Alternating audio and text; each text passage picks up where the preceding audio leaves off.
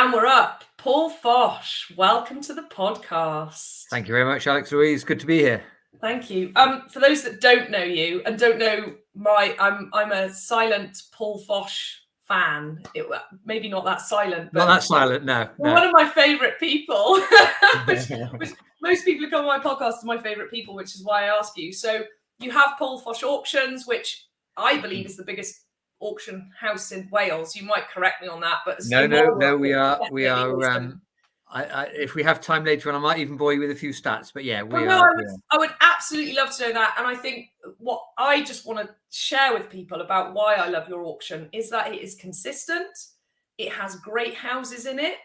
You keep showing up. There's not loads of stuff pulled just before the auction, which I find incredibly frustrating with some other auction houses whose names will remain silent. And obviously it happens, right? Stuff gets sold prior, but it's not the majority. You know, there's the odd things that are sold prior or can't come in, but yeah, it's there. I love how you've moved online during COVID and just embraced that. I love your Facebook Lives because it means I can stalk you online, not just have to come to the auction to watch you. So I really are, I'm like, yay. I love the fact that you're an adventurer and that you're doing that whole piece of just taking on challenges in life. So I want to talk about all of it. I just wanted to say that first so people get who you are for me. And I've, over the years, I've kind of watched the auctions. I've bought a couple of things in auctions, sold a couple with, all of that world. So I just love that you're in the property world and that you're part of what effectively for us in Wales is it's a big deal, like the community that is property people in South Wales, and the fact that you're there and in integrity and running a business that's really special, which in property, unfortunately, we get tainted with a lot of, I'm going to say, fraud, people ripping people off, people not doing what they say they're going to do, all of that world. So it's a pleasure to, be part of. Thanks. Part of our longevity, I think, comes from that whole kind of. I got loads of quotes I'll drop in over the course of the next couple of hours. But my father, when I set up a business, or in a business 20 plus years ago, said to me, Paul, it takes a lifetime to build up a good reputation and 5 minutes to lose it. And I've remembered that from day one. And we don't do the dirty on people. We try and do everything. And we've only recently created a series of culture points, and they just emphasize our whole attitude to running a business and what we think is important, really, to making sure we get it right day in, day out. And if we do ever get it wrong, we put a hand up and say, we screwed up. Sorry, our fault. And what we're going to do to put it right for you. But just try not to make those mistakes.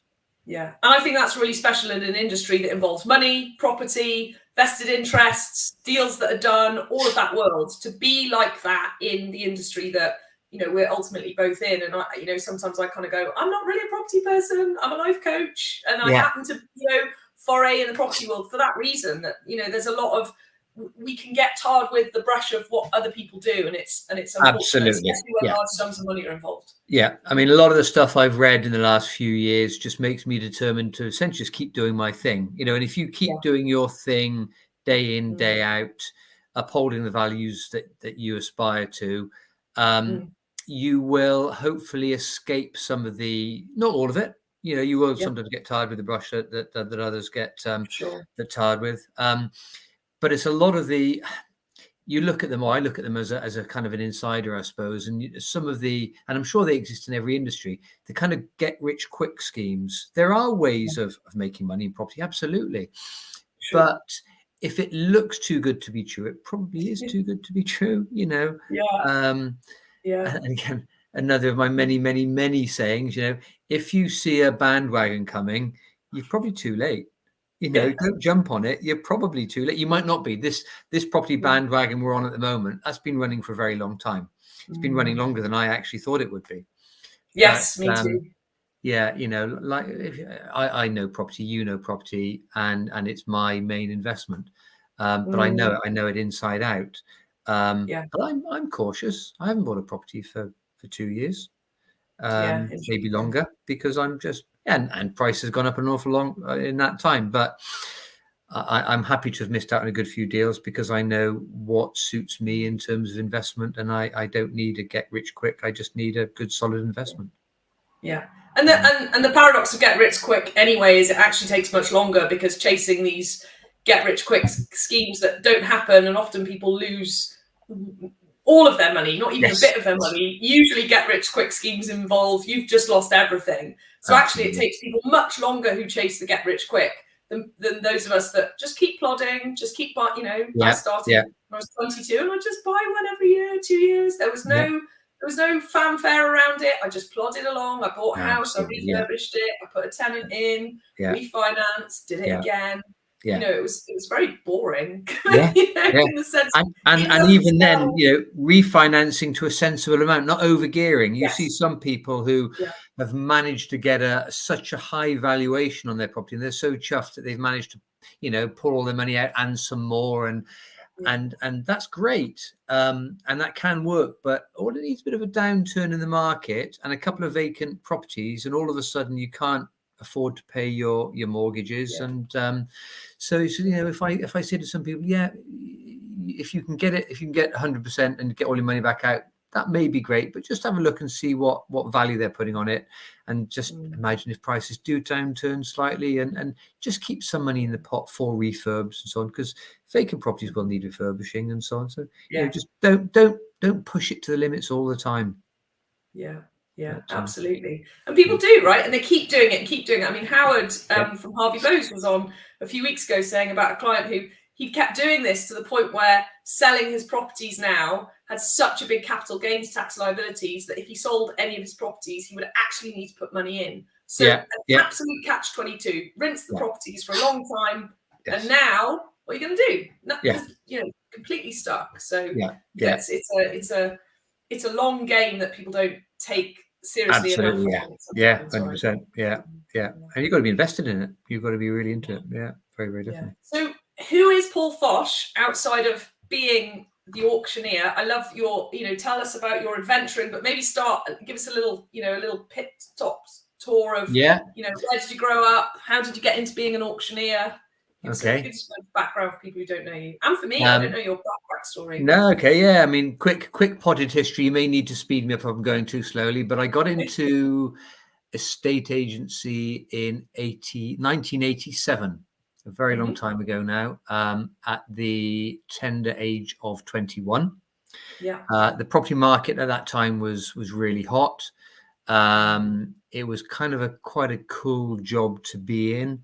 You know, all the London estate agents drove around in Golf GTIs and wore fancy suits and so on. And yes, I wasn't in London, but I started in Bristol, and I was employed by a firm called Hartnell Taylor Cook, independent firm of estate agents with a chain of 30 odd branches, I think, who were then bought out by the Halifax. And that then gave me some great opportunities. I moved over to the Forest of Dean to run some branches there. Took up a corporate business job within the Halifax group. We had 100 odd branches then in England and Wales. And that got me into auctions. After the boom times of the late 80s came a bust, a very big bust. And unfortunately, repossessions were a very big thing. And within our company, because Halifax Building Society at the time had a lot of repossessions, so we launched an auction department within our company. We had the skills and whatever to do it. And I assisted the auctioneer. So that's really where I got into it. I loved auctions. In fact, I always, even from a kind of an unrelated auction, but the program Lovejoy I grew up with, that whole concept of the dealers and the shenanigans and so on, and just, you know, clever buying, clever selling, the whole kind of wheeler dealer aspect. I loved. And but I then got fed up with the kind of the corporate attitude or whatever and ways of doing things in Halifax, and went to work for Alan Darlow in Darlow's. Did that for a few years, but again, even that was too corporate for me. And I realized over the years I don't like being in clubs overly or corporate organizations and so on. And I'm not very good at sort of following line management. I tend to, if I want to do something, I just like to do it. So I had thought about going out on my own and made the jump in February 2001. So I did it over 21 years ago. Went out on my own. So I ran an auction department for Alan Darlow and Darlow's. Became the most successful auction house in Wales. Doing that, just got to drop that in. Within a couple of years, and then went out on my own. And again, 18 years, 2 years later, Paul Fosh Auction was the biggest auction house in Wales. Biggest isn't Brilliant. necessarily everything, but just to put it into context now, we sell about a third of all properties sold in Wales as a company. So But across every sales platform? Across every sales platform, Paul Fosh Auctions, and that's the official stats produced by the auction EIG, Essential Information Group, that produce these stats. So we're about 20 something in the country by sales value, but of course our price is a little bit cheaper on average than other parts of England. We are, I think we're about 15th in the country by number. It may be bigger than that, but so we're big, you know. It's huge, and that's including estate agencies and all other ways of selling. So that's just auction sales. Sorry. Okay. Still, that's massive. I mean, that's that's a big deal. Yeah, thanks. Yeah, and we're competing against some big kind of London boys and big Southeast agents. So we're really pleased with that. So it's the market share aspect that we're chuffed to bits with. And like you say, especially because in Wales, when we're still picking up houses it's starting to get not below 50, but to people I spoke for the London auction house, and the properties they're selling, it's just, I mean, insane, the value difference. So to have that market share with, like you say, with the values that are just so can't buy a garage in London for what we can buy a house. So absolutely, God, yeah. Sometimes definitely the case. So we've now been trading 21 years. During that time, I've been on I use the J word, I've been on a bit of a journey. So the first probably 10, 12, maybe even 15 years, we almost coasted, really. We did a good job. We've got good staff, and we did a good job. We were number one in Wales and outperformed the competition, and that was kind of good enough. And then really a few years ago, I suppose 5 or 6 years ago, I just kind of thought, well, actually, we can be even better than this. And my wife, they always say behind every great man, there's a great woman. My wife has sort of always said, well, why don't you do this? Why don't you do that? And just kind of a little bit of gentle pushing. But I guess I needed to be ready, really. And I thought, well, I want to take this business further. Employed a business coach. And I need to quickly bust a myth about business coaches and coaches generally, because please do. And thank you for sharing that you have a business coach as well, because I think it's important for those of us that are doing stuff. It's the same for me, right? I've always had coaches, and it's like, it's so powerful. And anyone that says they do stuff on their own is just usually not true.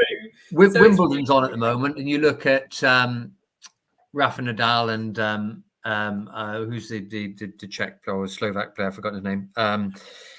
These top tennis players don't compete without a coach. They are the best tennis players in the world, and they have a coach. So they don't employ a coach because they're playing badly. They use a coach to keep themselves at the top of their game. I use a personal trainer. I go to the gym. I've got a gym at home, but I have a personal trainer in a gym away, and he helps me to work on stuff, technique and so on, which makes me, in terms of stronger and so on. I then put those practices into play when I do my home workouts. So I employed a business coach, and she was great and just got me to look at certain things in a different light. She helped coach me to coach my staff, which I think is incredibly important. And did some stuff which at the time seemed a bit random, but basically in the past 5 or 6 years, we have doubled the size of our business. And that's where we've gone from being kind of just about number one, just above the other competitors, to being, almost as big as most of the competitors absolutely put together. And that's just really through focusing on certain things, investing in staff, investing in marketing, having an in-house marketing person. We used to call them digital marketing. Frankly, marketing now, in my opinion, is marketing. Yes, most of it is digital, but marketing is simply marketing. It's gone from taking out loads of newspaper adverts and if you're bigger, then maybe TV adverts, to being basically Google, Facebook, Instagram, whatever, and those things all combined with analytics and big mailing lists and the number of people we have on our mailing list, active mailing list, because we have a double opt-in, and if you don't open an email for so many emails, you get deleted and all. So it's a proper active mailing list of about 12,000 people. So it's a really enthusiastic captive audience, which we just work and so on. So yeah, that's taken us, that's really expanded the business, expanded my mind. I've read more stuff in terms of business books and the like in the last 5 years than I read in the rest of my life put together. And they are, I put a post on Instagram on LinkedIn yesterday, and it was a book I'd read, one of the SAS Who Dares Wins guys, Jason Foxy. And really, you into that sort of stuff? But actually, it was just so, this particular thing about growth and resilience was just so spot on, could really relate to it. And I've learned so much from so many different books I've read. I touched earlier on before we came on air about the Rich Dad, Poor Dad book. I love that. And just these things really just expand your mind. You have to be in a position, of course, to want to learn it, to want to take it on, to want to soak it up. And that's, I think, what changed for me. I suddenly wanted to learn. I've become a sponge, really, over the last few years. Did anything particular happen, or were you just sort of looking for the next thing, or what was it that had you? I think a few things happened, actually. So 10 years ago, my ex-wife and I split up. 7 or 8 years ago, I should know, 2015. So coming up to 7 years ago, my father died. And I think my father dying was probably the seminal moment in terms of really focusing on myself. And, when the generation above you, my mother's still alive, bless her, but my father dying made me realize that kind of I'm the next tier, if you like. You're it now. Absolutely, yeah. Myself and my two brothers, kind of, I'm the youngest, I'm the babby, but nonetheless, it's with us, and it's kind of now or never. And again, using some trite expressions, one life, live it. Frankly, you haven't got long on this planet. Make the most of it. And it's not all about, and this is something again I've learned through business coaching. It's not all about working hard. It's not all about busting a gut. It's creating a work-life balance. And so I can't say most. In my experience, good coaches, good business coaches, talk about creating this work-life balance. What do you want out of it? Do you want to bust a gut for 10 years to create a business and then sell it and then go and live on an island, in the Caribbean and whatever, drink pina coladas all day? Or in my case, do you want to create a work-life balance? I work from home 2 days a week. So I work from home Tuesdays and Thursdays. Yeah. I've got a nice big house with 7 acres of ground. Over the weekend, I was chopping up, chainsawing and splitting tons of wood. I go out mowing. I'm creating some wildlife habitats. We've created ponds. That to me is as important as the business. So growing the business is incredibly important for my staff and my passive income, or increasingly passive income. I'm very much involved in the business 3 days a week, less involved on the other 2 days, but I'm always at the end of a telephone, and always offering kind of support and so on to the staff, giving advice on different scenarios, etc. But it's really a case of just creating a brand within the company and an offering to the public that's right, and building up and training the staff so that they are independent. They can work fairly autonomously, having the right staff in place, creating the right tribe within the business, so that they absolutely sign up to our core values, and barring a few questions here and there, they get on with it and they do a bloody good job at doing that. When you come to sell a house, you won't deal with me because, frankly, I'm not the best person to deal with. You'll deal with the appropriate member of staff in the company. And they are all brilliant, and they do. There's every member of staff that I've dealt with your Sean, definitely. I remember. I'm forgetting the lady that I dealt with years ago who's left you now, who does the stone, the pebblestone art. But all of them, everyone that I've ever dealt with on the phone, and the same when my groups have bought stuff, it's like they don't need to go to anyone else to see. It's like they're the decision maker, but they're part of the team. But it doesn't feel like you're speaking to a part of the team. It's almost like it's their business because they just know what they're doing. They get on with it. There's no issues, and it's a testament to you and how you set it up to give them that, ability to do that. Really so great to hear. Yeah, I mean, I see so many business owners who run great businesses, but it's all micromanaged. And the minute they disappear, things can go to pot, or they're just busy 24/7. And do you know what? I quite like the fact that on a Tuesday and a Thursday when I'm home, I might only get 1 or 2 calls a day, because they don't need me, and I like to be not needed. And maybe again that's an age thing. Whereas I've grown older, once upon a time I'd have been worried if they weren't phoning me and if they weren't checking in with me. Well, actually now I know that everything's just running smoothly, and they're doing a great job. Yeah, brilliant. So I mean, going back to sort of how things ran, so really major sort of step up. What did I say, about 5 or 6 years ago. And then, of course, 2 years ago, we had the dreaded COVID come along. We did. And that actually, I say to people, and not everybody, we are all different characters. I love a good crisis, because actually it sorts the women out from the girls, or the men out from the boys, in terms of, in a strong market, anybody can do well. When things get tough, that's when you need to be really good and need to adapt. We had tried on and off online auctions, and the take up wasn't really great. Nobody's really interested in online auctions because sellers were nervous of it, so they put all their stock into room sales, and because the stock wasn't there, buyers didn't like it because there wasn't much stock to buy. So the take up was not really great. Kind of chicken and egg situation. And I still remember now, as if it was yesterday, this thing called COVID was coming in. Didn't really know much about it, but I was going home on the Monday night and listening to the news. I'm a bit of a Radio 4 addict. The PM program was on Radio 4, and they were talking about, it's just been brought in that with effect from, I think, midnight tonight or midnight tomorrow, whatever it was, it wasn't a full lockdown, but it was groups or gatherings over about 60 people or something like that were banned from midnight. We had an auction 3 days later on the Thursday with about 80 odd lots in it. I think, okay, got to adapt to this. So Corey, who was my marketing guy at the time, as soon as I got home, WhatsApped him and said, okay, we've got to adapt this, Corey. We've got to keep this auction live. We can't just scrap the auction. Let's put it online. So we formulated a plan of how we were going to do it, because we had the platform ready to go, thankfully. I was going to say, did you have the infrastructure? Absolutely. The infrastructure was there because we trialed it.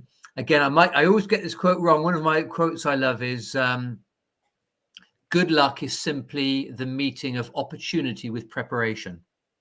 So we had great luck because we had prepared for it and the opportunity was there. So we transformed, Corey did the grafting at that time. He turned, and we as a company turned around about 80 lots from a room sale onto the online platform and launched that by about 5 p.m. on that Tuesday. Contacted all sellers. They were all in agreement to keep their properties in. Contacted all the buyers, said, this is how it works. And we had a very successful sale 2 days later. We had some people coming into the office to say, can you bid for me? And we were sat there at a keyboard bidding for them, and they were standing over our shoulders. Or we had people leaving us checks and so on, because people hadn't fully grasped it, but the majority grasped it. We had a successful sale. The second sale was a little bit quieter because people still weren't totally sure. But then the longer lockdown, full lockdown we were in then, went on, the more successful they became. And by that time, we were all working from home. We have plug and play telephones. You unplug it from the office, you take it home, you plug it into your broadband router, and you're working. Everybody's got a laptop. We all have a VPN. So times now, when I take a client call, if I'm at home and I take a client call, nobody knows I'm working from home because it's just completely seamless. So again, just putting all those things into place, and we've gone from, and I have to say that COVID took us onto another level because we embraced online, and others openly were saying, oh, we're just going to do this and that and the other until COVID's over.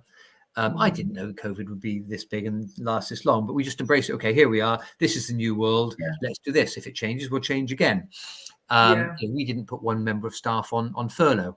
So, we've got now, between auctions and lettings, we've got 15 members of staff, and I'm proud to say that throughout lockdowns, not one of my staff was furloughed. A couple of people who were either single mum or had sort of big childcare difficulties worked around it, and we were flexible. And they said, "I'm struggling to do all the work during the day. Can I do some work during the day and some in the evening?" It's like, yeah, whatever, just. And we're a family. It's often talked about the Paul Fosh staff as a family, and it's kind of what you do for family. You just look after each other, take care of each other. So, I had a couple of conversations with people who want me to furlough. Would it be easier if I furloughed you? No, I really don't want to be furloughed. Thank you. I really want to keep talking and so on. So we just kept working, and it went from strength to strength. So and here we are now.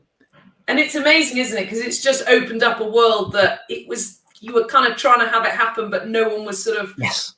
We were all forced into dealing with it, weren't we? The whole working from home and doing stuff online and all of that. We had to. It was that, or like you say, just sort of wait it out and not sell anything and hope that it would only be 3 weeks to flatten the curve. 2 years later, still not.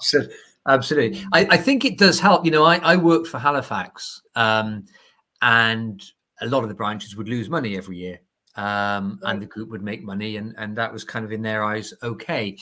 And I remember somebody asked me to go and work for them once, and we had a discussion about the business. They were an independent house builder, and he asked me a question. Again, it sits in my mind. This is 30 years ago, and he said about profits. And I said, well, last year we only lost about £10,000, and he looked at me quizzically and he said, only lost about £10,000. I said, yeah, compared to some branches, we're doing really well.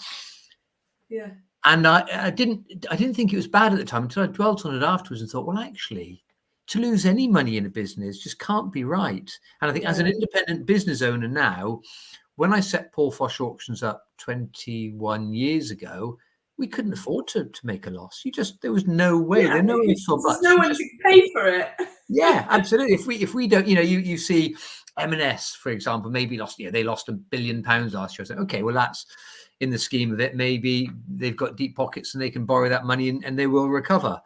But for independent business, there's no option. You have to make money. And I have a massive responsibility to my staff for their livelihoods. And they've invested their trust in me to come and work for me and so on. And some of my staff over the years have been people have attempted to poach them. They've said, no, we want to stay where we are. And that's fantastic. So to keep that trust in me, I owe it to my staff to make sure we do everything we possibly can to safeguard their jobs and reward them for their loyalty to us.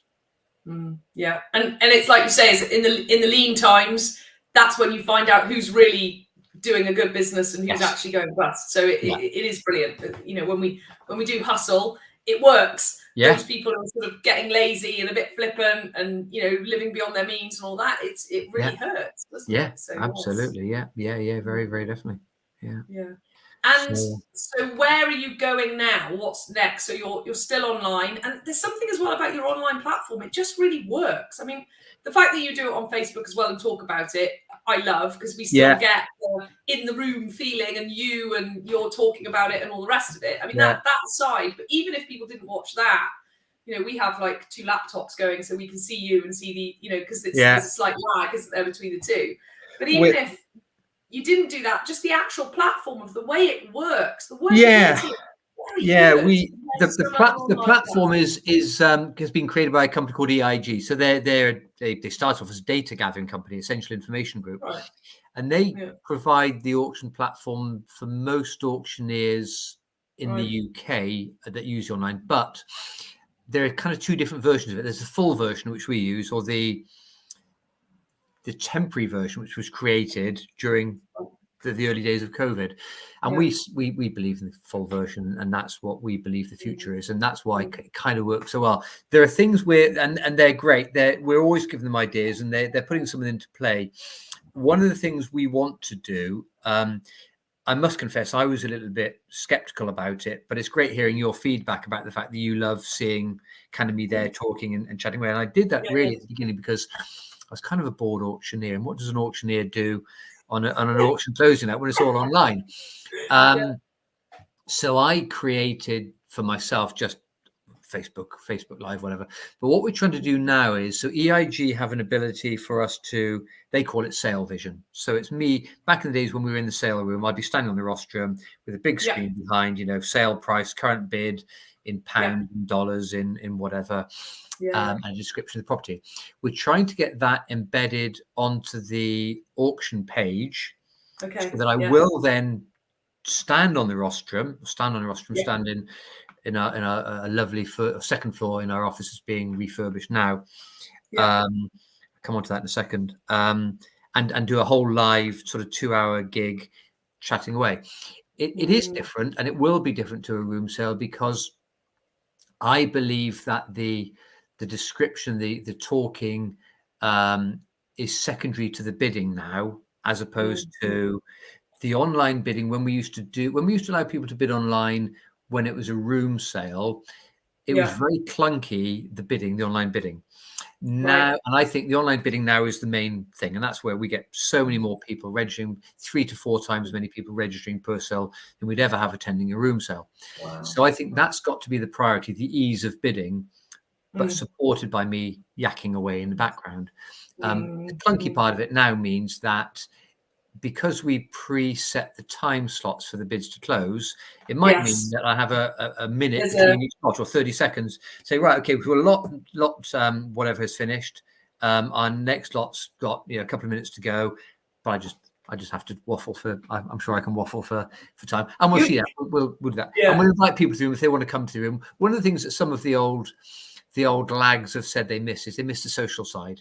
And I liken it a little bit to the farmers at the farmers markets. You don't necessarily go to sell sheep every week, but you might go just to catch up with a few people. Catch up with everyone, Absolutely. So we're going to get the coffee urns in the tea making facility and have all that there, and have me on the rostrum with the cameras on me, and a couple of desks with the salespeople. Support will be then on another floor, and we just have it as a bit of a live thing. If somebody wants to come along and shake a few hands, we can do, and so on. And that might be a way of doing it, but I really don't want to go back to the room, despite being an egotistical auctioneer who loves the sound of his own voice, because I just know it's best not to. If you look at the stats, we get we're in South Wales, and a lot of the properties we sell are valleys, terraced houses. And yes, they're not selling for 10, 15,000 pounds like they were 20 years ago. They are selling for 40, 50, 60, 70,000 pounds now. But nonetheless, they are fairly common. And there would be times when we do all our work in advance of an auction, and you have one property where you've not got much interest, but Mr. Jones is coming. Mr. Jones has said he's going to bid, and he's going to be there. Great. You've spoke to him in the morning. Fantastic. See you at 5 o'clock. Property comes up, Mr. Jones isn't there, nowhere to be seen. You phone him after and say, where were you? He said, oh, wife's birthday, and she was giving me a bit of stick. So, and we've even had, it was raining. Oh, weather was a bit rubbish. So, no way. So, do you want to make a bid on it now? He said, no, I'll leave. There'll be more in the next auction. I'll come along to the next auction. And genuinely, people were that kind of fickle, partly because of the volume of stock we had. There'd always be another one coming. Oh, don't worry, I won't bother. I'll get another one next time. And whilst that's changed slightly because there's less stock around, or there's more varied stock, certainly our numbers have held up pretty well. But there are less sort of little terraced houses perhaps coming to auction. What we're finding now is that same Mr. Jones, we'll speak to him in the morning. We'll speak to him 20 minutes before the auction potentially, and he'll say, "Oh, it's my wife's birthday, but we're in the pub. I'm going to have a little cheeky bid on my telephone." And we speak to people, and we'll have a chat. And so, "Oh, are you going to be bidding? I see you've registered to bid," and so on. And he said, yeah, I'm just in the pub now. I'm going to nip out into the car park in a minute. I'm just got my phone at the table. I can't really talk, but I'm just having a little bid. Or I'm in Marbella, you know, we decided to have a quick, you know, a few days away, but I'm just by the side of the pool now bidding. I mean, I just love it. We did it. Well, like your last auction, we were sat. So we have dinner at 5 o'clock. So we've got 2-year-olds and a 5-year-old. Well, they're 2 and 4 this month. Yeah. And Owen wanted there was a small piece of land for sale. There was 2 bits of land, a bigger piece and a smaller piece. And he said, do you know what? He's looking at a skip company in the area. Yeah. I'll take a punt. If I can get it for 10 grand, I'm in. Yeah. So we were sat at the dinner table with the kids. Yeah. With the phone and the laptop, watching the auction, going on. I mean, it ended up going something like 32,000. You might remember. I can't remember. Yeah. And it just went up and up and up and up. And we had a whole fun family dinner then. Gee, no way, it's gone this, you know, because he was out at 10 grand. He did 1 or 2 bids, I think, and then was out. Yeah. But we couldn't have done that if it was live. You'd never have gone to a room sale, would you? No. He'd walked in from work. He hadn't even told me he was going to bid. He did this funny sort of, there's a piece of land that I'm quite interested in. I said, when's the auction? Tonight. And I'd just not been connected that to this last one when it was. I didn't have any clients bidding. I'd been really busy, just wasn't present to it. I hadn't looked at it, which is unusual. I normally do because it's normally something I'm sort of looking at. And I said, but you won't be able to bid. You've got to register. He went, yeah, I've done that. So I said, come on. So you are going to bid then. Yeah. You're just going to dropping it in. Around the dinner table, but he would never have come to the auction. No, so absolutely. And we're all about now Thursday dinner time entertainment on auction. Yeah. And every 5 weeks now. That's the other beauty of online is we've increased our sales. We used to have 8 a year, we're now 10 a year. And we just do everything we can to kind of make it easy. I mean, I know one of the rules of business I've always said is never criticize the opposition, but I'll criticize 1 or 2 of the London boys who maybe because they feel they don't need to, they just make life a little bit difficult sometimes. So you have to register at least 24 hours before the auction with some of these guys. Right. It's like, why? You know, the online bidding. What's the difference? Yeah. I mean, it's all automated as far as we're concerned. You can register 5 minutes before the sale if you want to, as long as it recognizes a proof of ID and your debit or credit card and all that sort of stuff. I mean, go for it. Absolutely. We don't want to put any barriers in people's way. The fewer barriers we can put in people's way, the better, really. Yeah. And especially when people are busy, they're not sure, they've been thinking about it, and then last minute they go, do you know what, actually, I'm going to go for it. Yeah. If you have to do 24 hours before, that's it. That's people out of the game, isn't it? So, absolutely. Yeah, 100%. And going back to why online is good. It's not just attending the room and so on. I'd like to believe I'm a good auctioneer. I mean, all auctioneers think they're good auctioneers. But if I'm standing on the roster, you're my favourite, so you can have that. You're my favourite auctioneer, so you can have that. I'll take it. If we're standing, our rooms used to be jam packed in the Park Inn in Cardiff, and we'd have about 300 people in there. Maximum number of those would be about 150 registered to bid. So a lot of people came in couples or 3 or 4 people. Yeah. So 150 registered bidders. Yeah. And I've got a property in front of me, and I've got the guide price. I've got the reserve. No budging on that reserve, and no budging on the number of people that are in the room. I can squeeze a few bids out of people. I can say, go on, you'll regret it in the morning if you don't. Go on, one more, yes? Yeah. Give me a stare, go on. Yeah, just one more. Well done, thank you. Same to you, sir. Go on. Are you going to have another bid? And I might get a couple more bids up because, you gently cajole people. Yeah. But if they're not in the room, you can't do anything about it. If we're that close to reserve, you can't, but we're below, you can't sell it. The online bidding platform, 48 hours of bidding. Bidding's going strong. No problem at all. You kind of leave it and you do less interaction. You might phone a couple of people. I see you've registered, but you haven't bid. Something that's a bit slower. Hi, Mr. Mrs. Seller. I know we talked about you aspiring to the reserve of this. Bidding's a little bit slower than we wanted. Your shout, don't want to put any pressure on you, but you fancy tweaking the reserve. We've got a couple of people that I know are going for it, but they have suggested their maximum is X or Y. You maybe want to look at, well, actually, do you know what? I would be gutted if we didn't sell it, says the seller. Yeah, let's drop the reserve a little bit. We can do that live while the bidding's going on. Speak to the seller. Hey, I know you said your maximum was this. The reserve was quite a bit above that, but I've just had a conversation with the seller. They've actually dropped their reserve a bit. Go on, have another bid, and you never know. And we can create sales of that by talking to active bidders and active sellers during that 48-hour period. And you can't do that in an auction room. And that's really powerful to be able to do that, so everyone understands what's happening. Because actually, the sellers want to sell and the buyers want to buy. Absolutely, so the more you can actually help make that happen, and you're effectively doing your job. But it's just giving you 48 hours to do a job that you would have just not been able to do in a few minutes in an auction. 100%. I mean, we had a conversation with one sticks out of my mind from about a year ago. It was a fire damaged building in Newport. And we had, I think, 3 serious bidders on it. And one of them I knew was very serious. They really wanted it, but they hadn't bid. And bidding was going up. And it was like some properties, especially the cheaper ones, they'll hit reserve within 5 minutes of it going live.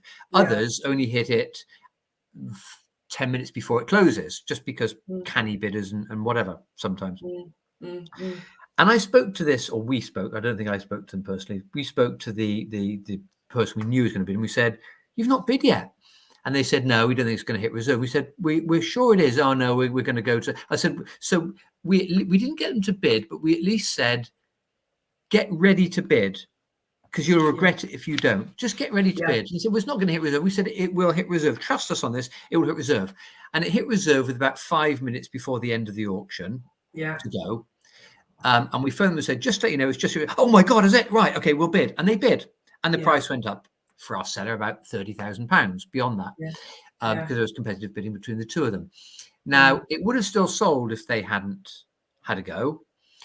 But we informed them that they needed to bid if they wanted a chance to get it, because it was definitely going to sell. We knew it was going to sell. And it's just that communication, really. I just love it. Our seller got 30 grand extra. Funny enough, they didn't get it. It was one of the underbidders the other bidders that actually got it. You wanted it more in the end. Wanted it more in the end. But they all had an opportunity. But would they have been gutted if it had sold for just the reserve, a fraction over reserve, and they hadn't had a go? So it's just that communication. I love it. And we're just really active.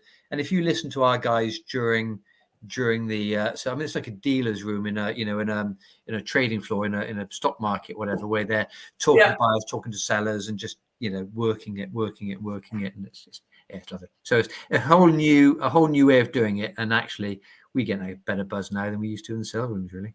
Which is amazing, because you just there's so many unintended consequences, aren't there? You just wouldn't think that would happen. You kind of imagine, oh well, we'll do it and we'll have to do it and it'll be what it is. It'll never be the same as the old way. And then actually here you are going, it's amazing, it's much better, and it's better for everyone. Absolutely. I mean, I was talking to at the very early days, a friend of mine who had a car auctions business, or predominantly car auctions in Newport. And they did an online auction probably about 10 years ago. And he said, it's great. He said, we put them all on just as we broke up for Christmas, and we came back after Christmas and we saw all these sales we had. So they did it in a completely passive way, and that's kind of okay. If that's what you want to do, then fine. And that might work for some things. It might work for sort of most eBay sales, but I think for real estate, it really needs to be an interactive thing. And yeah, we wholeheartedly love it. So we are here for the duration.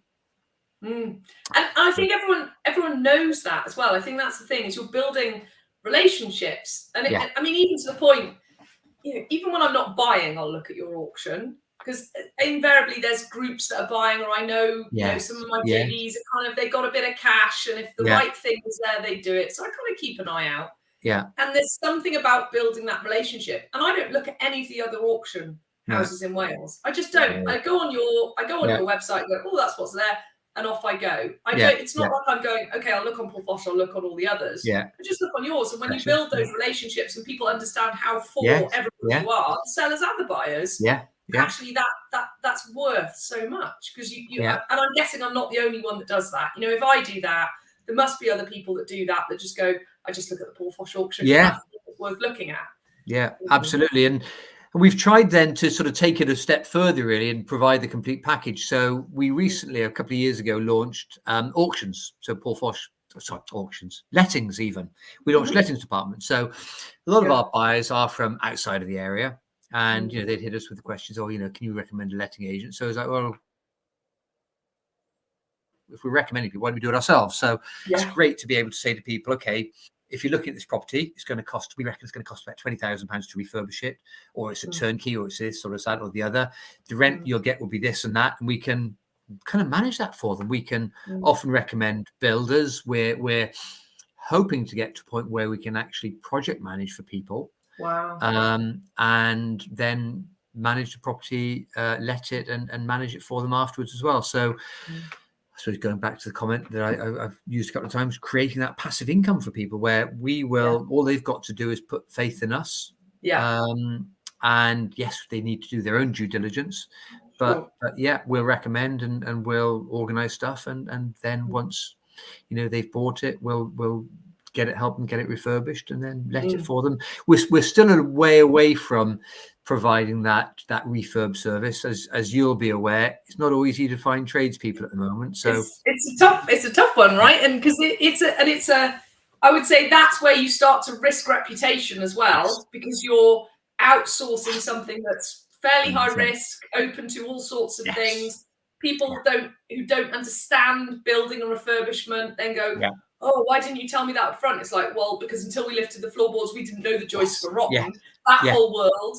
So there's a level to which you've got amazing goodwill with people, so that'll carry you so far, but also it starts to get tricky, right? Because just the nature of refurbishments, I mean, they're just have a high need for certainty, and refurbishments really test that, because you just got to go with it, haven't you? Absolutely, and finding a good builder or tradespeople that you can trust and stick with. And it's, if somebody's recommending a builder to you, I think there's almost you need to almost be cautious, because if they're really good, they won't recommend them. They'll hold them tight. No, they're mine. I'm not going to let you have their name. They're mine. So because they just get too busy so quickly, because they're all the builders in Wales. Well, probably generally in the UK. I don't know what the stats are. They're all small 1, 2, 3 man bands, or a few contractors who work together. So once they're on a project, I mean, how many projects can a few guys do in a year? It's they're fully booked very quickly when they're good. So I've got somebody local to me where I live, and he's done some work for me, and I got an outbuilding I want rebuilt. It's quite a big thing where I'd keep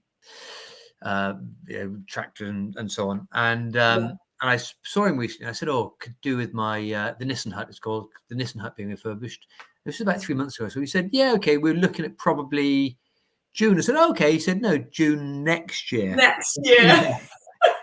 But I know with Chris, if he says that, he'll actually be good as gold, and he'll stick to it.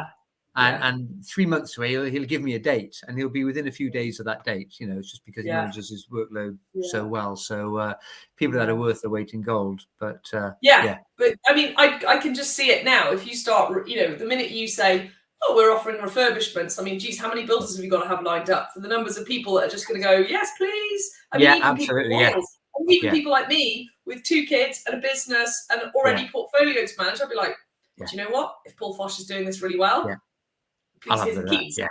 So you'd be just, you'd start to have to pick and choose or put your price up. I don't know. You'd be busy for sure. But no, as you say, it's a scary, it's potentially risky recommending people. You need to be really, really have a not just reputation, but experience with them.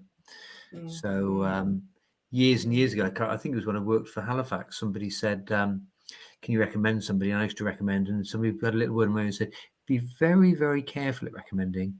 They might be quite good, they might be very good, but even if they're generally very good, only needs one bad experience or cross purposes or misunderstanding for somebody to think, why do they recommend them to me? And it ruins not only that builder's reputation or that tradesperson's reputation, but your reputation as well. So it's can be risky recommending. So absolutely. We'll watch this space. Absolutely, So something we're working on, but hopefully we'll get there in either full capacity or at least part way in terms of being able to push people into different directions. But so that's kind of business really. Got a third business being launched in the near future, but amongst other things, and I also try and do a bit of outdoorsy stuff to get away from it all. Outdoorsy stuff is putting it lightly, ultra marathons is more accurate from what I've seen. How did you get into that, and talk to me about that? I think it probably there was obviously a very important, a very, very kind of seminal moment in my life. So again, when my previous marriage finished, I found myself single, living on my own, and thought, right, I want to do some different stuff with my life. So I started running at the tender age of 44. And I did, a month after I started running, did a half marathon, and then 3 months after that, did my first marathon. So I always think I'm probably a little bit better than I really am, and try, push myself a little bit further than I should do. First marathon I ever did was actually Chicago, which was an incredible experience. So if anybody fancies running marathons around the world, Chicago is my favorite marathon I've ever done. So, and why Chicago? What made you pick that of all the marathons that you could have done? I have a brother who lived, actually, just come back to UK from China. And he has lots of friends all around the world, and they kind of met up, or used to meet up at different venues around the world running marathons. So they would do Boston and Sydney and Tokyo and so on. And so Michael organized it. Michael, actually, my brother, actually pulled out in the end, had to work commitments, couldn't make it. So I went to Chicago. And the other beautiful thing about Chicago is it's relatively easy to get into. Although it's one of they call it the top 5 marathon destinations around the world, along with London and Boston and New York. It's one of the ones that you don't need to go into a ballot. You can just pay and apply, and you're in basically. But the Chicago city I found to be amazing, lovely, lovely city, kind of kind of like New York, but a bit prettier and just a little bit slower. I mean, everywhere's a bit slower than New York, isn't it? But really, really love Chicago as a city, and the people just so welcoming. From the minute I arrived there were banners everywhere about the marathon, and even the immigration thingy in the airport where, what are you doing? You're here for business or pleasure? I'm doing that. I done a marathon, great, fantastic. And everyone was incredibly welcoming and just like really embraced the marathon. And I've done London Marathon, that was great. Maybe just because it was my first one, but I just really, really loved it. It was guy I met who was from Chicago originally said, "Oh, you're doing the marathon?" He said, "It could be either 0 degrees centigrade in October, or it could be 30." And it turned out to be 30 with clear blue skies, blazing hot day. First marathon, it was a tough one actually, but it got around a lot slower than I wanted to do, but first marathon sort of nailed. So that was kind of my first marathon. Enjoyed that, but I mentioned my brother in China. He always used to run about 3:30, 3.5 hours, or just under that as a marathon time, and I was kind of doing about 3:40, 3:45, always a bit slower. And being slightly competitive, I thought, well, I've either got to work really hard to get my marathon times down, do lots of technical stuff and I don't know, stuff that I'm not really into, requires lots of discipline, or I just go out for longer runs, and if I can't go faster, I go further. So I just end up by going further. So that was first marathon was 2010. First ultra marathon would have been about 3 years later. I think I did some sort of fell runs and cross country marathons and that kind of stuff. But I did a race called the Beacons Ultra, which is just under 50 miles. In November 2014, I think it was 2013, maybe. And I thought, I really like this. Seem to have an ability to keep plodding. Not necessarily the fastest, but can keep going, which stood me in good stead. Really enjoyed that. Did a few other ultra marathons around South Wales. I mean, we've got some amazing scenery. Beautiful thing about ultra marathons is they're off road. Very few are on road, or very few are around track. Some of the sort of record breaking attempts and whatever tend to be run on tracks, but most public participation ultra races around hills and countryside. It's just a great way to see the countryside. And some of the distances you do, I did one which started in Talabont-on-Usk once. It was about I think about 90 kilometers, that's right, so 50 odd miles, but you'd be surprised how far 50 miles will take you. So we went west and west, crossed the Brecon Beacons to basically almost Swansea, before we sort of came back on a loop. So we came back sort of the northern parts of the Brecon Beacons then. And yeah, really, really beautiful scenery and phenomenal. You know, and that had a 24-hour cutoff. I did it about 18, 20 hours, I think, and just really, really, really loved it. And do you run on your? Do you go on your own? Have you got people that come on them with you? How does it work with that? I always go on my own. I never run with anybody. I am, and people sometimes give me a funny look when I say this. I'm kind of quite antisocial, really. Antisocial, maybe not antisocial, but certainly I enjoy being alone. I think because I'm just always talking to people during the day, always socializing, always sociable. It's just nice to get away from people.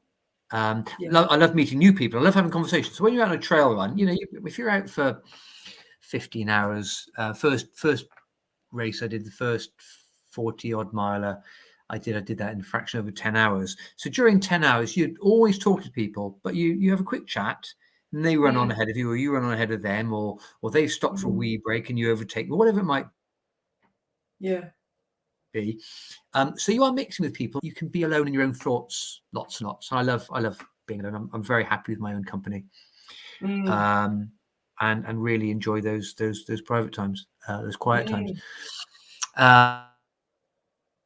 And so the Beacons Ultra be run by, it's now run by somebody else, but used to be run by a guy called Martin Like, who had a shop in Brecon called Likey's. Unfortunately, Likey's is no longer with us. They closed down the shop. But Martin also ran another race, and he contacted me at some point because I got friendly with Martin and his wife Sue, and said, we do this Arctic race we think you'd really be good at. It's called the 6633. So 6633, for those that don't know, and I didn't know at the time, is the line of latitude of the Arctic Circle. So they named the race 6633 because it takes place nearly most of it within the Arctic Circle. And it's about 320 miles. They've changed the route, so it's now about 340 miles. When I did about 320 miles in sub-zero temperatures within the Arctic Circle. And when Martin contacted me, I thought, Martin, I can't do that. Absolutely can't do that. It's beyond me. He said, why? I said, well, I'm just not good enough. He said, well, you're fit enough and you've got the right mindset. It's often said that to do a marathon, you need to be really fit. To do an ultra marathon, the fitness takes you around the first half and your mental attitude takes you around the second half. Because you just have to grind it out. And it's very easy to quit after 15, 20 miles when, you know, you've still got another 40, 50, 60 miles or 100 miles, whatever it might be to go.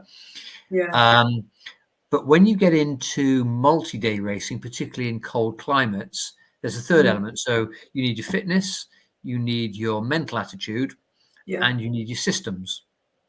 Because when it's minus 40, and you've been awake for 48 hours or 36 hours or whatever, and you can't walk because you're literally falling asleep on your feet, you need to sleep, but you need to sleep in a safe environment. You need to sleep. So most people on the 6633 slept in a bivy bag system. So it's basically a bivy bag is like a waterproof bag that your sleep mat fits inside, your sleeping bag fits inside, and you need to be able to basically get that out of your pulk, out of your sled, because you're pulling all your gear in a sled.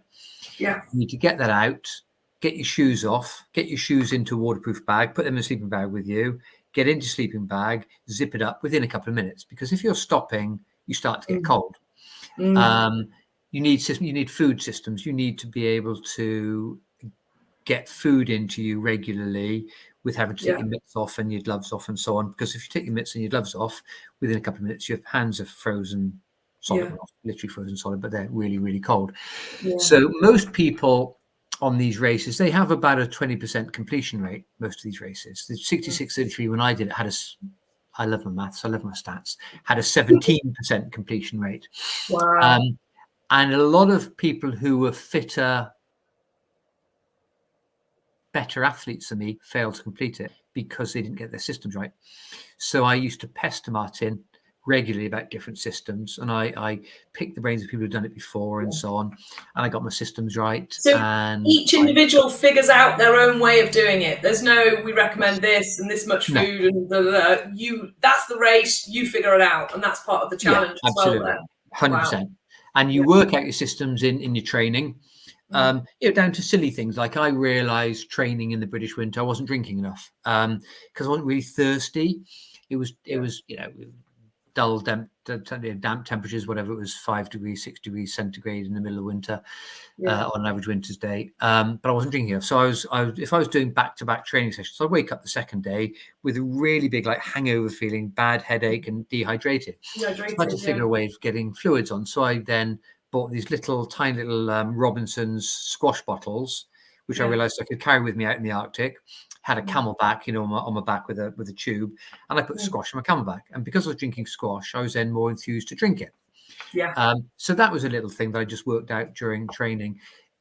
People talk about weeing and pooing in the Arctic. You have to have a toilet system to know how you're going to go to the toilet, what you're going to do with your dirty paper, because you can't leave it there because you have to take it out.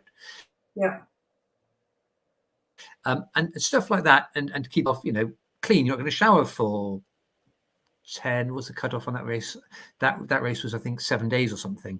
Wow. I'm doing a race next February, which has a 13-day cutoff. So you might not shower for 13 days. Now, when you're hot and sweaty, I won't go into it too much detail on this podcast, but you need to get yourself clean, and just how you're going to keep yourself clean and so on. So stuff like that. Well, it's so cold, so you can't just get undressed and have a strip wash because it's freezing. Absolutely. Yeah, 100%. Wow. So you need to kind of work all those details out. And part of the whole kind of expedition kind of race stuff I love is all the planning and strategizing and working out the systems. And if my food system is that I have daily ration packs. I have 6,000 calories a day. Yeah. And I have it made up with nuts and other trail food, chocolate, jellies, little mini baby bells, and I have a mixture. So, and I know what food I can take on board. I have my luxuries. I have my favorite coffee. They do hot lava java in coffee bags. So I take coffee bags there because I know that yes, I'm on the trail, but why can't you enjoy a nice cup of coffee? Yeah. And that to me, and I take out my favorite tea from the UK because I know I'm a Brit or whatever, but you can't buy my favorite tea in the US or Canada. Yeah. So I take that out with me. So little treats like that. I experimented with flasks. My flasks, I started off with big, heavy Stanley flasks. I can't remember what they're called, but they're supposed to be the best in terms of insulation. Yeah. Somebody recommended another make I'd never heard of called Montbell. More expensive, but half the weight. And of course, weight is everything. And I bought some of these flasks, but because I didn't fully trust them, I got the Stanley flask. I got my Montbell. I filled them with boiling water, put the lids on, put them in the home freezer for 15 hours, took them out and did a temperature test, and they were identical. So the Montbell passed the test. So kind of like little stuff like that. It's all in the detail. And the training, it's the training of I do back-to-back walks in my training of about 14 hours. So I go out for 14 hours. I'll walk to Newport from home. Well, actually, I don't do the other way around. I drive to Newport, then I'll walk home. And then the second day, I'll walk back to Newport to pick my car up. And that 14-hour back-to-back, I'll do 70 kilometers because I know my pace is 5 kilometers an hour. Or 5 kilometers an hour. Yeah, 5 kilometers an hour, a kilometer every 12 minutes. I can do that all day long. And when you've done that for 2 days consecutively during training, having perhaps had a tough gym session the day before and doing more training the next day, your mind knows that you can actually do that. You can walk 50 miles a day out in the Arctic and be okay. And you'll be okay. And you know that you'll do that day in, day out. And that's the target, really, to do about 50 miles a day, pulling a sled on the snow. And I love it. Absolutely love it. And I have such incredible memories. So I did the 66-33, completed that, came in the middle of the field. Wow. I then did another race the following year called the Yukon Arctic Ultra, which is earlier in the year, and slightly different conditions on and off lakes and so on. Lovely race. So I'm going to do the 430 version of that, 430-mile version of that next February. Wow. I had to go at doing that 2 years ago, but failed on the first night. COVID? Do you remember that? that was COVID pulled me out of another race in Sweden this year. Okay. But last year I pulled out on the no, not last year, sorry, 3 years ago, because of COVID. The race was cancelled 2 years ago. Happens every other year.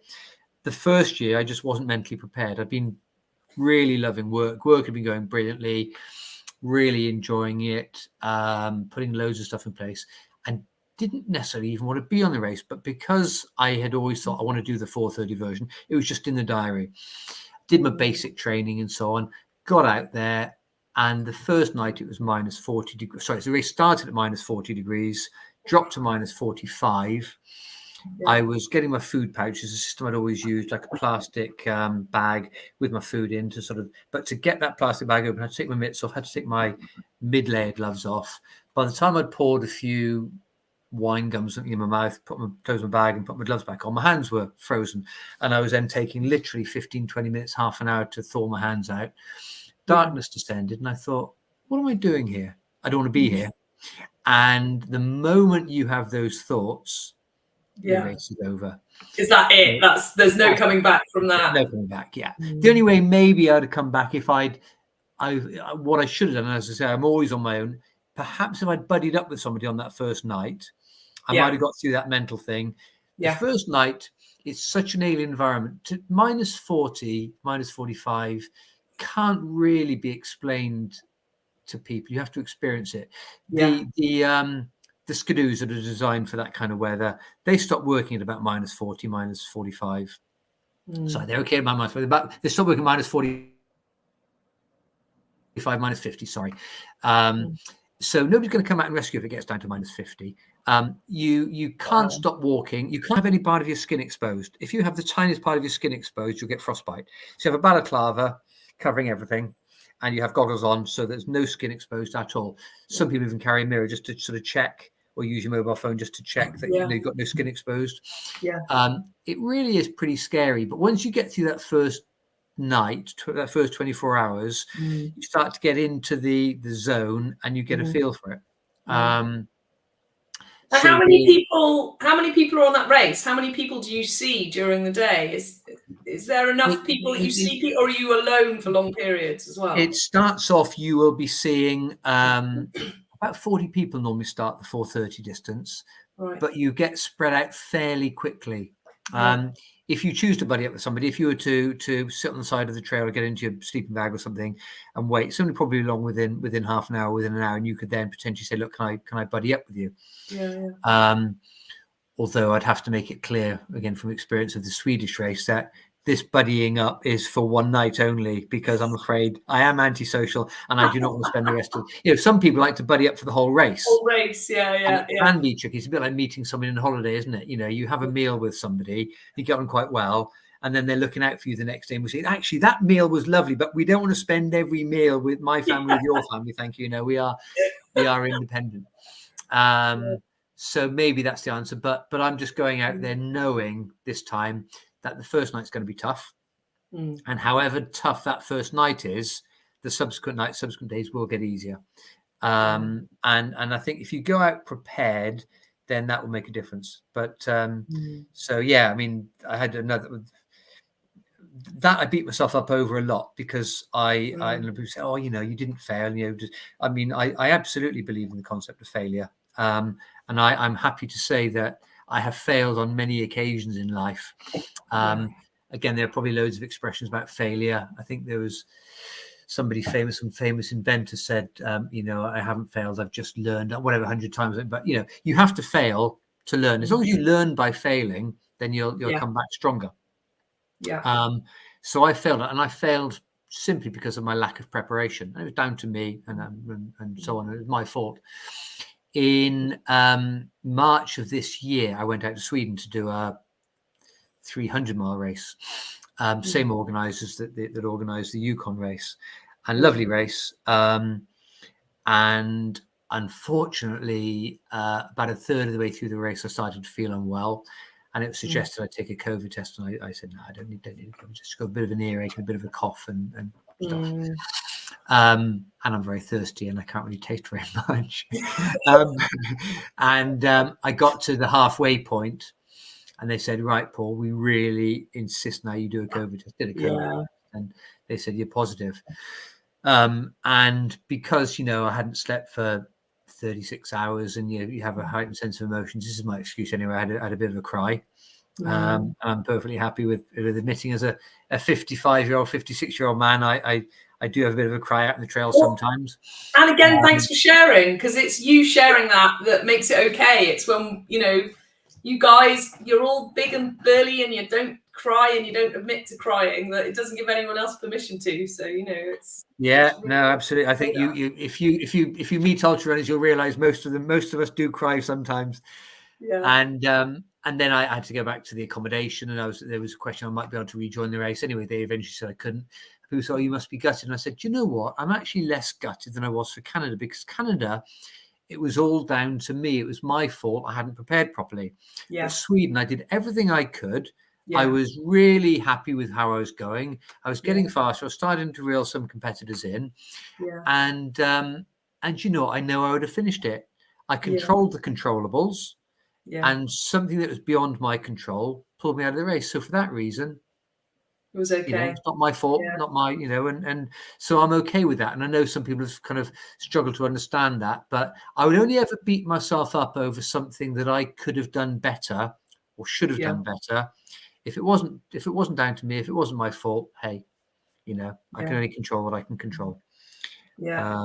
So there's a very nice link in there. I think I love that you do these kinds of challenges, because there's a very big parallel between that and people's property journeys. People do something in property, they fail, they give up. Yeah. But actually, if you failed at property, you learned a lot.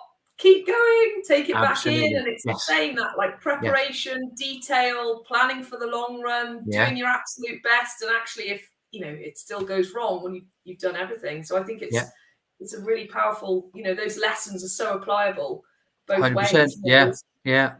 That post I mentioned that I put out yesterday, based on the thing that had been put in by Jason Fox in his book.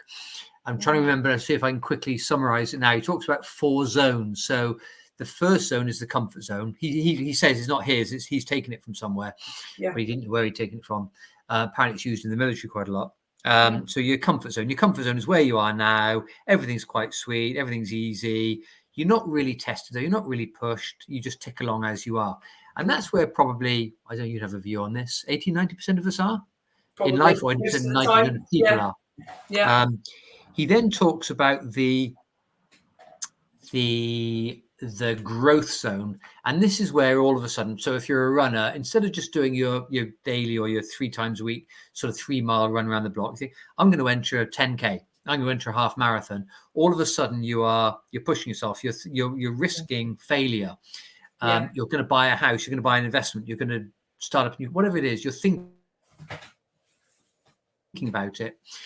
And it's probably in the 4 zones the toughest space to be in. When you make the decision to do it, and people around you, friends, family, colleagues, saying you ain't going to do that. You're too overweight to do that. You're not fit enough. You can't do it. And that's when all the naysayers around you have to be ignored, and you have to say no.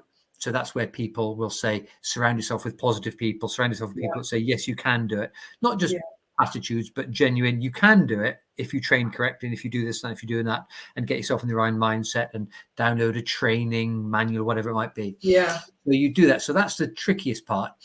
Once you do that, and if you come up against some barriers, keep pushing, you come into the growth zone. So the growth zone is where you really start learning. So you've downloaded, if you talk about the running, if you want to run a 10k, you've maybe downloaded a training plan and you stick to it, and you give up the weekly chocolate or the weekly alcohol or whatever, and you only have a glass of wine on a Saturday night now, and you lose a few pounds and you build your fitness up and you get stronger and whatever.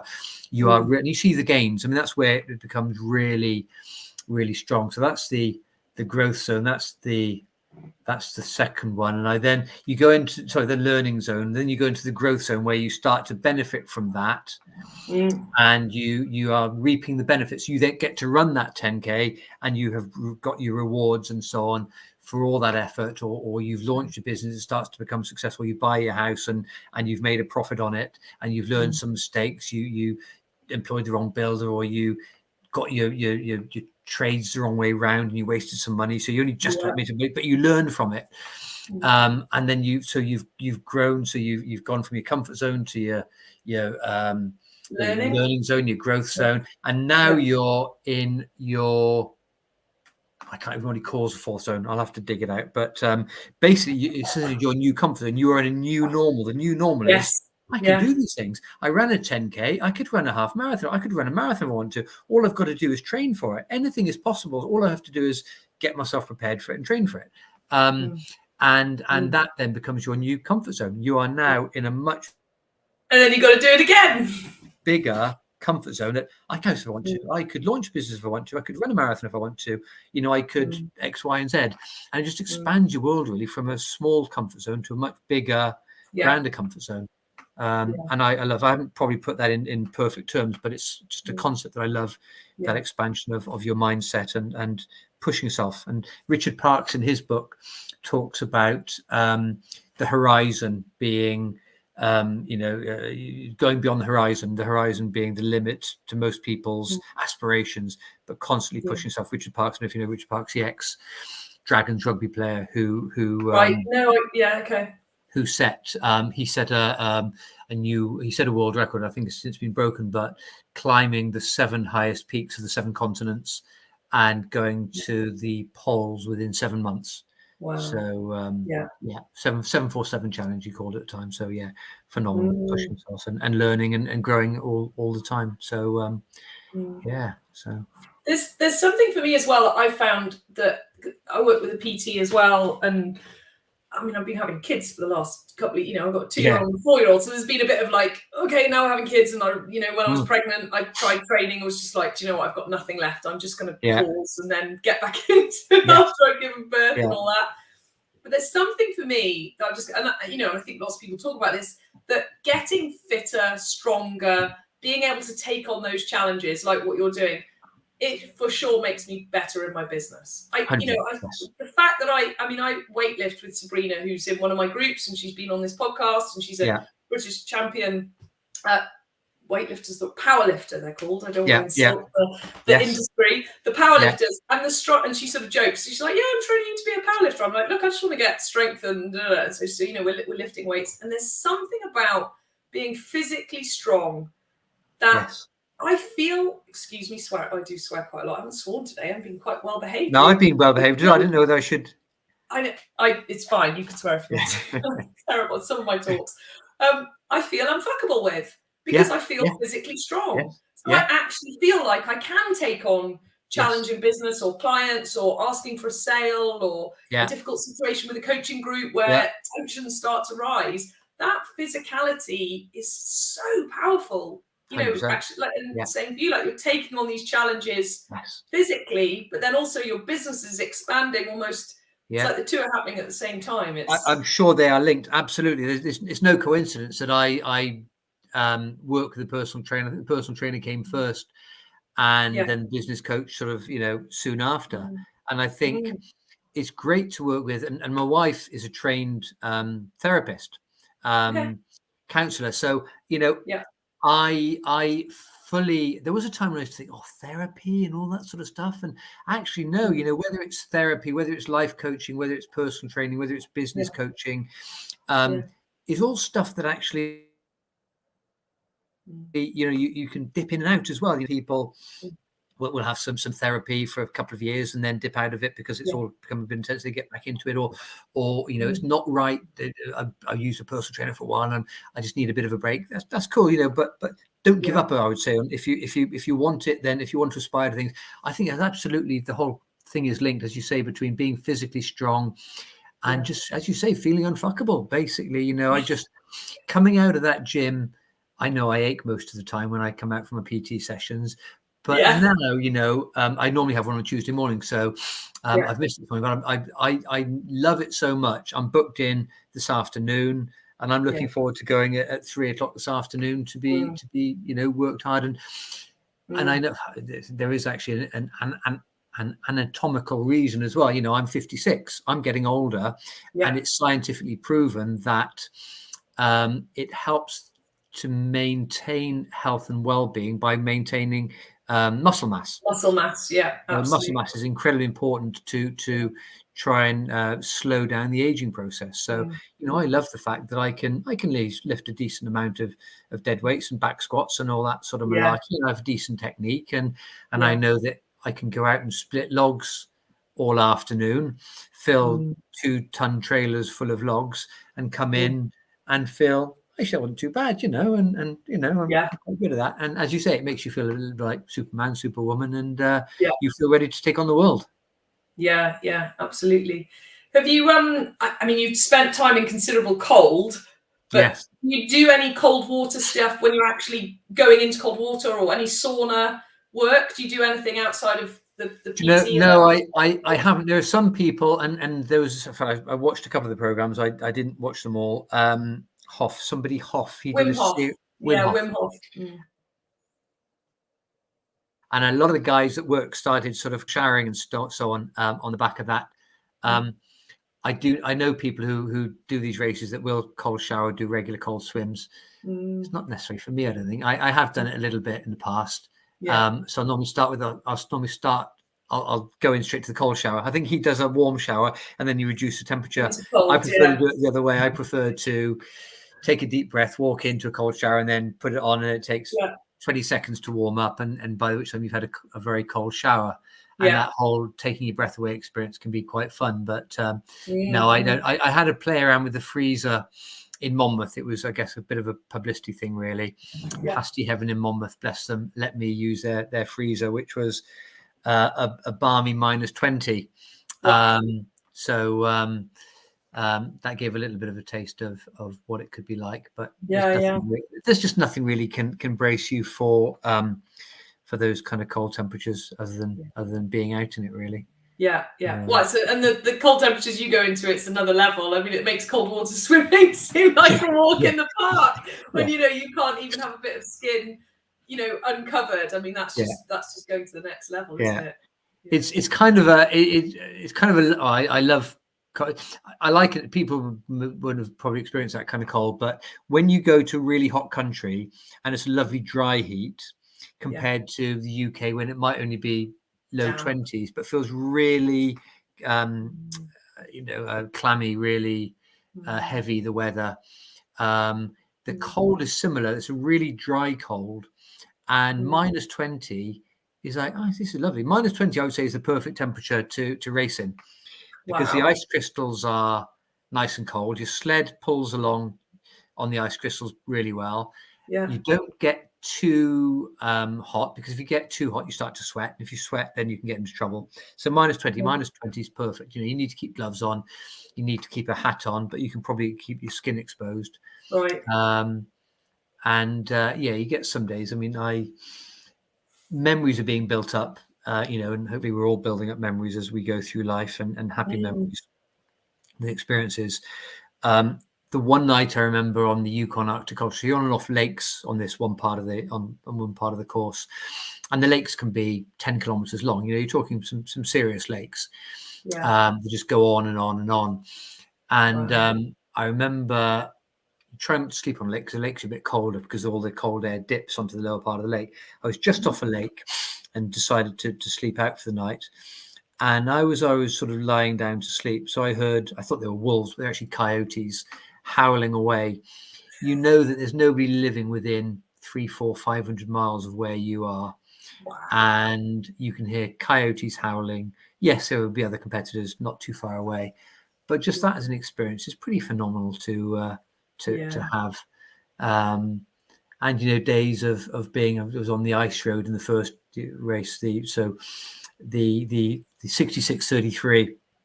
If anybody ever watches Ice Road Truckers, the first ever known to watch that. I do think they're very cool. The first ever series was filmed on the Mackenzie River, and that's where the 6633 finished.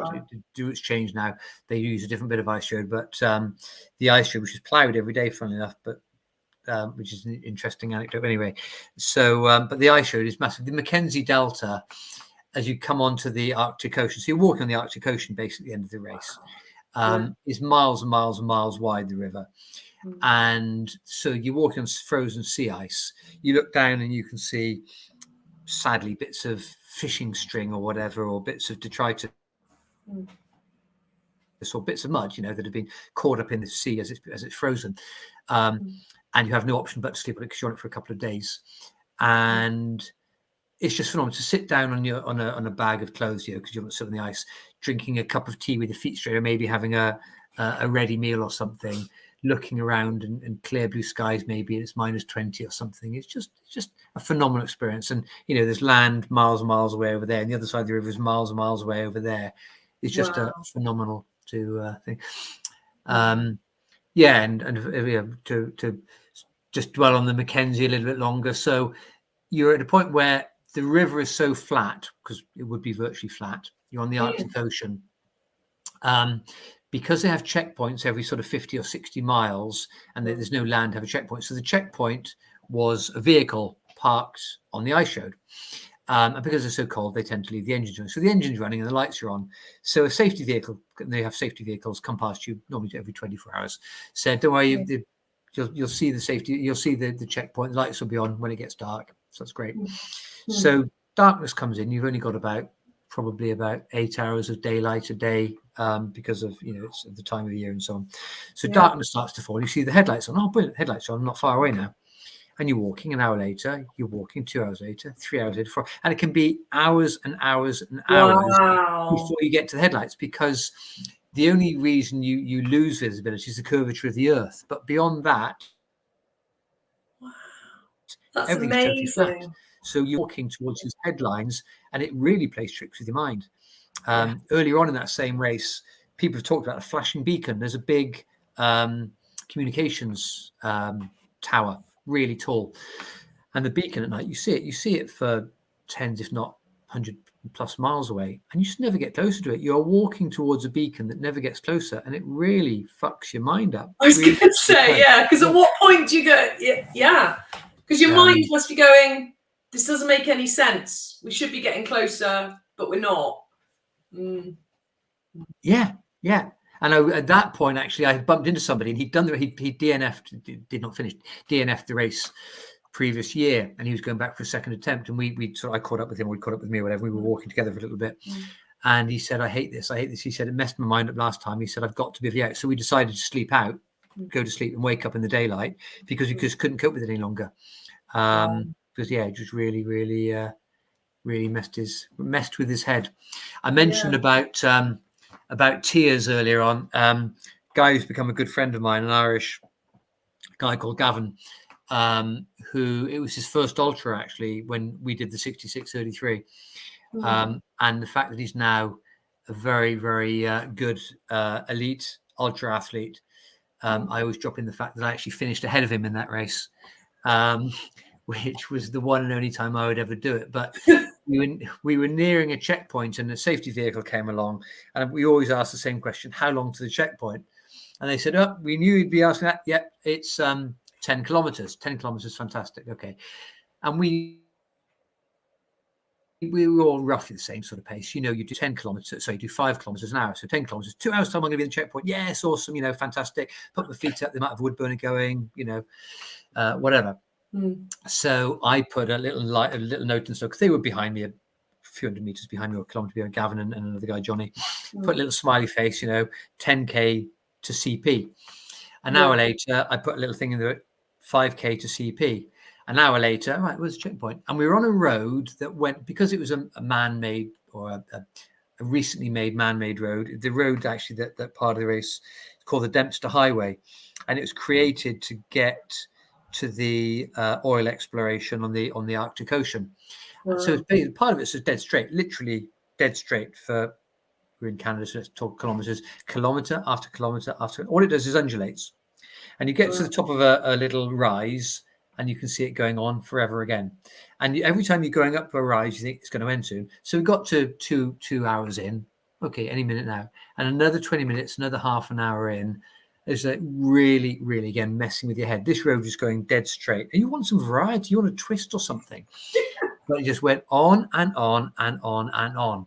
And apparently at the point where I nearly just lost the plot, Gavin just sat on his pulk and just burst into tears and just had a complete and utter meltdown. And this is a guy who's since rowed across the Atlantic solo, who's walked across the largest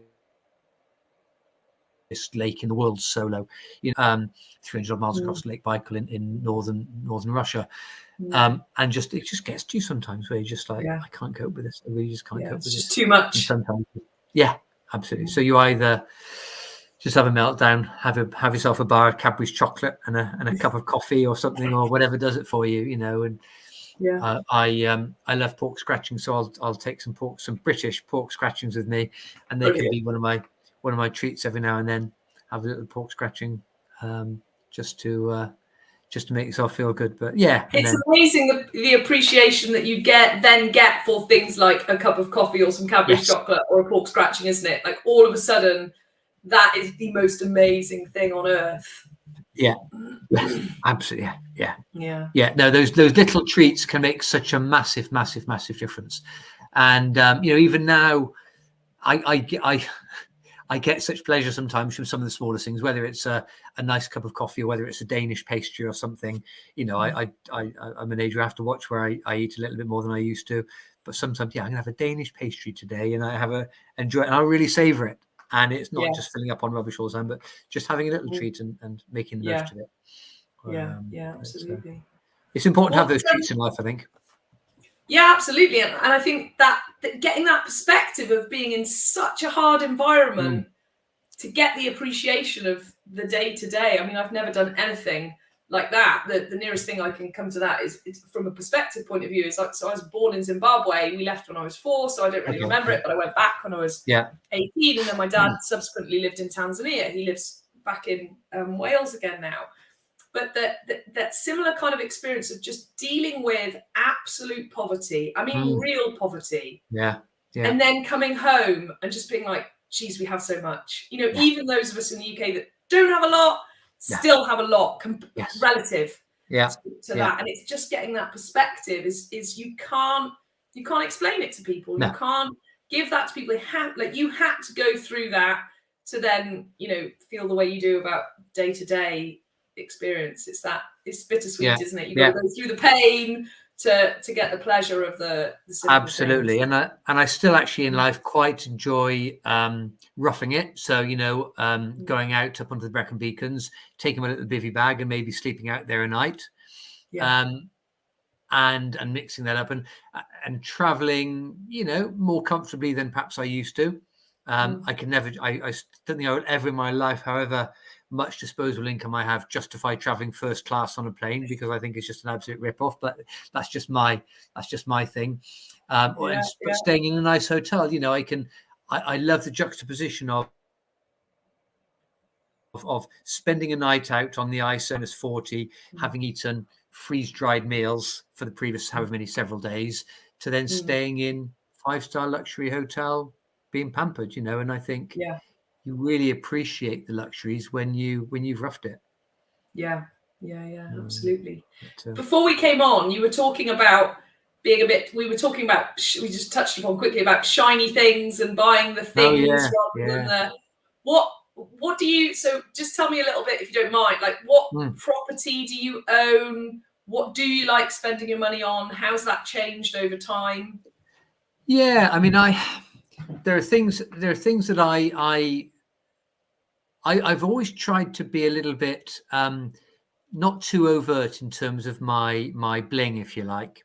So I'm not a Rolex watch owner and probably never would, but I own a nice make of watch, but it's a make of watch that probably many people would never have heard of.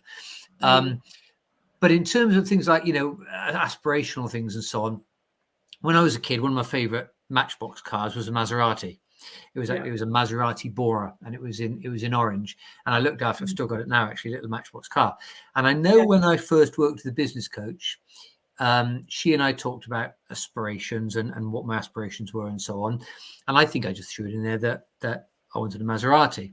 So it was almost something I kind of had to do, really, to buy the Maserati. So I bought the Maserati, and that was great. Still got it. In fact, just about to sell it and buy an electric car instead. And it kind of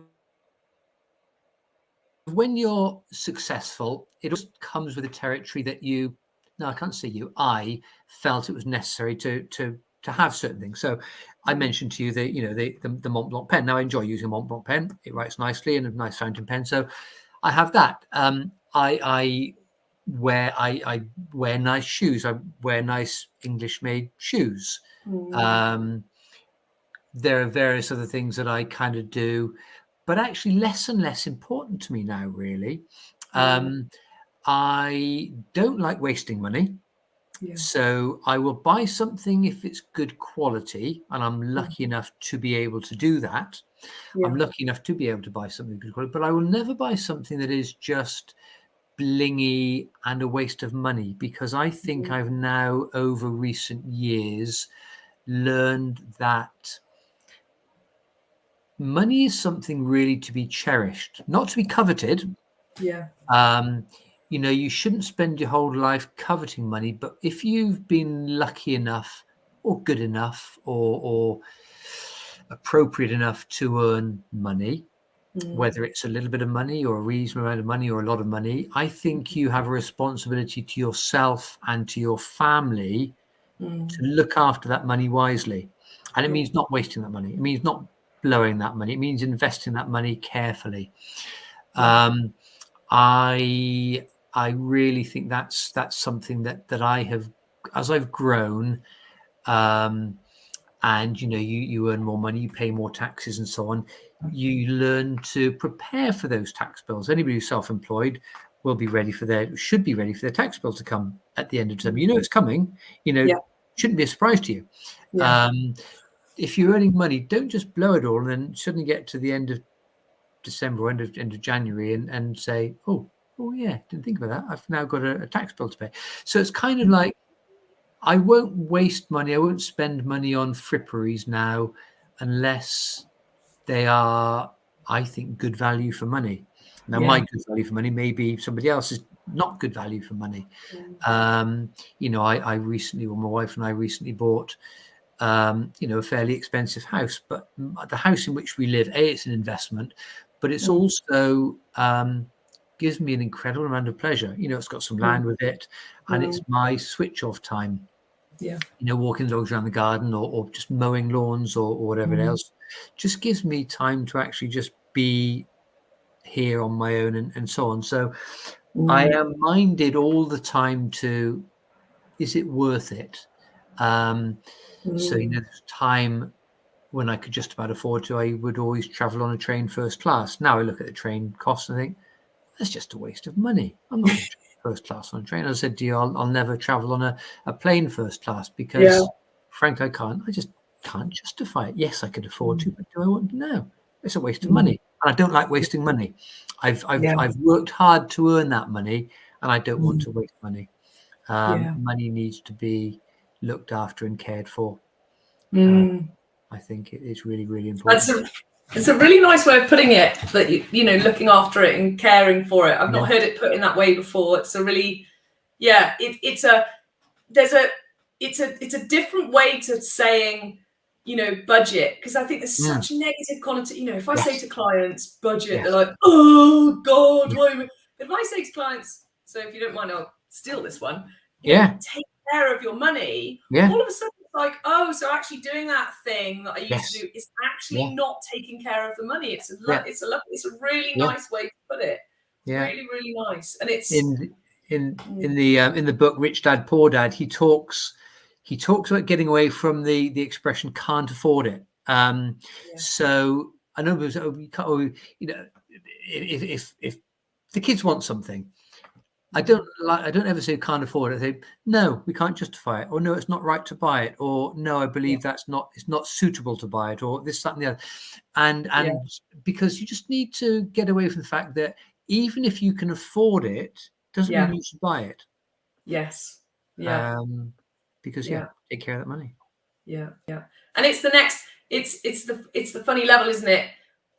It's a different kind of problem around money. People think, a lot of people come on my Money Mastermind course and think that if they have more money, it'll solve their problems. And I'm like, it'll make no difference. You'll just do more of the same. Yes. And actually, once you start taking care of the money, once you start doing, then you have a different problem of how do you maximize it? How do you keep it safe? Where's the security? All of that stuff. And it's, there's some frightening figures around lottery winners, people who win big amounts of money on the lottery and don't manage to look after the money, and it all goes. And worse, they end up worse off than before they won the lottery. It's really scary. So there are people who absolutely win the lottery and take very good care of it, but others who struggle. And as you say, I've seen programs on TV of sort of multi millionaires, and actually they have more worries than many of us. Their super yacht that's permanently staffed. I mean, that's a constant worry for them because they've got staffing problems on their super yacht, and the mooring costs in Saint-Tropez have just gone through the roof, and they've got to do this and that and the other, and the helicopter, they've got a bit of an issue with the helicopter because this and that and the other, and do they pilot it themselves or do they get somebody to pilot? And they used to have that freelance pilot, but he's no longer available, and they now can't get to Monaco for the Formula One Grand Prix. And yes, they're very different problems, but they present as problems nonetheless, and stress nonetheless. Yeah, exactly. And big things to deal with. That's the paradox, isn't it? Actually, once you become a good custodian of money, you actually get more and bigger problems. Now, yes, lots of people go, well, I'd like to have those kinds of problems. Well, wouldn't we all? Yeah, sure, but there's still problems nonetheless. Yes. Absolutely. 100%. What do you say to people what are your thoughts around people who are getting into property, and what do you like to see people do and not like to see people do, anecdotally, or even what have you seen people do that you just go, it's going to go wrong? You must have a sense when people are looking at auction properties. Do you have a sort of sense of whether it's going to go right or not on the other end and that kind of thing? The easiest one to know that it's not going to go well unless they're very lucky and they've been in a very strong rising market. A lot of people got away with a lot of would have been problems recently, and that is when you speak to people and say, we were bidding on lot number 5, but the bidding went too strong, so we had a look at lot number 10. We've not viewed it, we've not looked at the legal app, but we thought we'd have a go. It's like, oh no, why? So that's when it often goes wrong, when people just don't do their due diligence. It's really boring, but go and look at the house. People take chances. I mean, I remember a property dealer from about 15 years ago. He would never view anything. He'd do a drive-by. He'd never bother viewing internally. On the weekend, he would drive by, and he used to look at the net curtains. He said, if the net curtains are really clean and really good condition, the house is going to be good inside. If the net curtains hang, it's going to be rough inside. And he was a property dealer, and he said 1 in 10 goes wrong. But he was back in the day when he was buying those properties at 10, 15, 20,000 pounds. Yeah.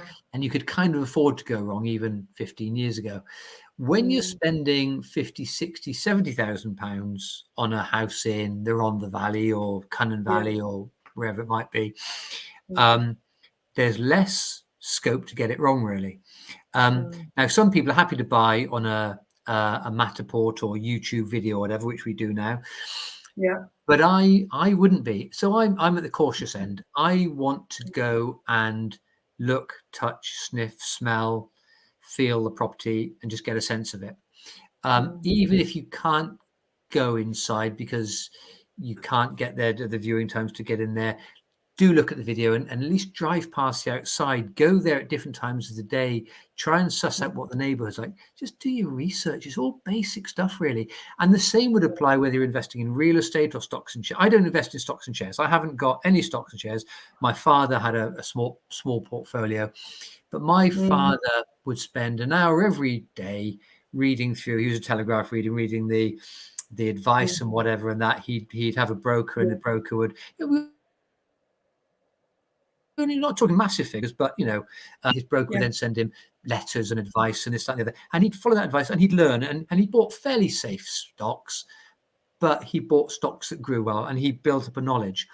I would say find the knowledge of an area. Find, don't do it on a wing and a prayer. Just do your research. And if you don't do your research, I'd almost go so far as to say, now this is my personal hat on as opposed to a company hat, Yeah, sure. You almost deserve to fail. And I don't necessarily personally have much sympathy for the people that take a punt and it goes wrong. If it takes a punt and it goes well, fair enough. But if it goes wrong, you've really only got yourself to blame. So have a strategy, work it out, have a plan. What do you want to do? Do you want to buy, do you want to make money by flipping properties? In which case, it's got to be in a highly saleable area. We'll give advice. Talk to us. Talk to the auction house. I'm sure other auction houses, other estate agents will do the same. Just ask our advice. We have somebody viewing a property in a certain area, and they say, "Oh, we're buying." So we'll say, "What are you going to do with it?" "Oh, we're going to flip it." We'll say, "I don't think this is necessarily the best area for you." Why? It's nice and cheap. Well, it's cheap because most of the properties in this street are buy to let. There are not really many owner occupiers here. If you come out in the street at 12 o'clock midday on a sunny morning, there'll be lots of people at the front of the houses drinking and socializing and whatever, and it doesn't give a very good impression for a resale. Why don't you look at such and such a property? Oh, that's about 10,000 more. 10,000 pounds more. Well, yes, it's a better area, but it needs less work doing to it. Oh, but I want to do work. Okay, why do you want to do work? Well, I want to do work because they want to feel invested. They've actually done something to the property. But people sometimes get obsessions. And we'll say to people, why do you want to work? This one, virtually a turnkey property, it's only £10,000 more than that one. That one needs £20,000 spending on it. Why buy that one when this one's better value?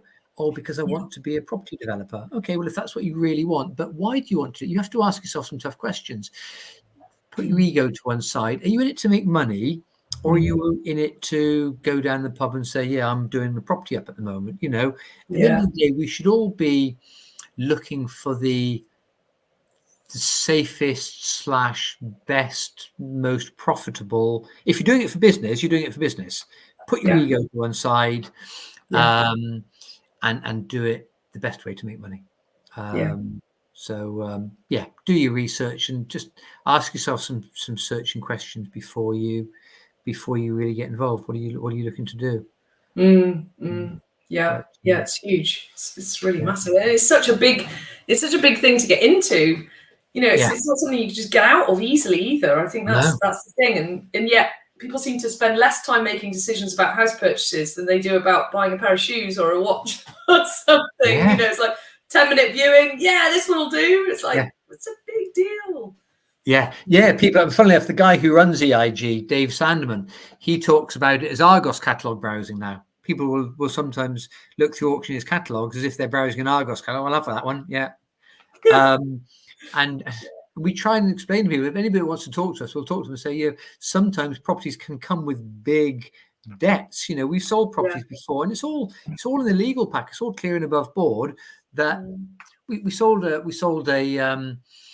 house in Rumney, Gwent, a few years ago, nil reserve. We were selling it for the council, and it had a £20,000 charge on it. This is a good few years ago when the house was probably only worth about £20,000 without a charge, and it was sold for about £20,000. And I remember the buyer at the time, and we said, "Have you looked at the legal?" Well, not really. I had a quick glance through it. We said, "Well, we always advise you to get this listed look at it." He said, "Well, I didn't bother." It's just like, well, it's got a £20,000 charge. Well, what does that mean? I said, well, it means that you've got to pay the council £20,000. Oh, I didn't know that. It's like, but you should know it. And there's just no excuse for not knowing it. If it was hidden, yes, absolutely. Yeah, these things aren't hidden. They're there and clear and above board. So it can be a big deal buying real estate. It's not all roads paved in gold. There are problem properties that can go to auction, and so look into it properly and don't rush. Better to miss a deal this time and get another one another time rather than just rushing in blindly. Absolutely. Have you got a favorite? When I say area, I don't mean locality. Have you got a favorite type of property that you like investing for yourself? What's your thing in property? And also I have a side question, which is more of a personal interest. Is like, how do you deal with that when you're an auctioneer? So are you allowed to do that? How does that work? Because obviously, do you know what? It's really, coming through. really, really tricky for me because many years ago, when I was building up a portfolio, I bid at a auction. And the auctioneer, fantastic auctioneer, Mansell Edwards, bless him, has since died. But he clearly didn't like it, and he made it known to everybody in the room that I was bidding, and he was very keen that somebody else bought it, and in fact somebody else did buy it. And then a number of people afterwards said to me, "Oh, see, you've crossed sides now, you're bidding against us now."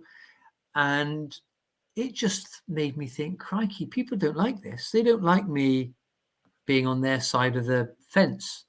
I'm doing nothing wrong. But that made me determined to never ever go to a local competitor's auction ever again, sadly. So that cuts it's sad because it's different. I mean, there's a difference if you're, and I don't know how it works legally, or whether you're like, when you're, obviously people come into Paul Fosh Auctions with a property, go, God, that's a cracking deal, I'd like to see that one. But if you're going to a competitor's auction, I mean, you're just a punter, right? You're just going like the rest of us to an auction. I absolutely am. But there's so much, of course, in life about perceptions, isn't there? People couldn't necessarily nail what it was, but they didn't like it. And a lot of people are known across different companies. And if the public, of course, it's all changed now because it's all online, so nobody knows I'm bidding. But back then, they didn't like it, so I just thought best not to. So I bought a couple of properties from London auctioneers. But it's normally through building up a relationship with an estate agent, which is basically somebody, bless him again, somebody else who's now died, Simon Bosworth. We put in actually for a terrace of houses together a few years ago. We put in on a tender, just missed it. And he said to me, "Paul, we know each other through business, but you need to know that as a property professional, if I make an offer, if that offer is accepted, that's a handshake and we do the deal." I said, "Absolutely, yeah, no ifs or buts," and so on. And I've lived by that ever since. So if you have a relationship with an agent where you say, "Look, I've got cash available, or I've got bridging finance, I can move quickly." And they phone you with a deal and they say, "Look, this sale's just fallen through. My seller's moved out. They're moving abroad. They need a quick sale." And that will come back. It hasn't been happening like that much recently, but it'll come back. It'll come back. Yeah, sure. And they give you a try, and that is a good deal. Yeah, I'll have that. You then need to perform, because if you then say, "Yeah, I'll do it," and you exchange contracts, because if all the legals are ready and the search is there, and you can pick up the previous, and you can do it within, let's say a month, not breakneck speed, but quick enough. And you do it, and the agent says, "Oh, they're reliable." Another deal comes up, they'll put it your way. But you need to be good and solid and reliable, because if you mess about and you say, "Yeah, I'll have that," and then no, change your mind, actually, no, I don't want that thing. And you mess the agent around, that agent will never put anything your way again. So you need to be, if you're asking for stuff, when something comes your way, you need to perform. And if you say you'll have something, if you make an offer and that offer is accepted, you then need to follow that through. No excuses, just do it. And you do all your research before you make your offer, because there's nothing more annoying as an auctioneer or estate agent when somebody says, and particularly if they're putting themselves out there as a property professional, they make an offer and they play hardball, and you get the offer accepted to get the deal through, and they change their mind through no valid reason. They change their mind. It's like, no, that's just, you lose as a buyer, you lose credibility then. So I'd urge anybody, if you're going to make an offer, make sure you've got all your ducks in a row first, so that if the offer is accepted, you can then proceed.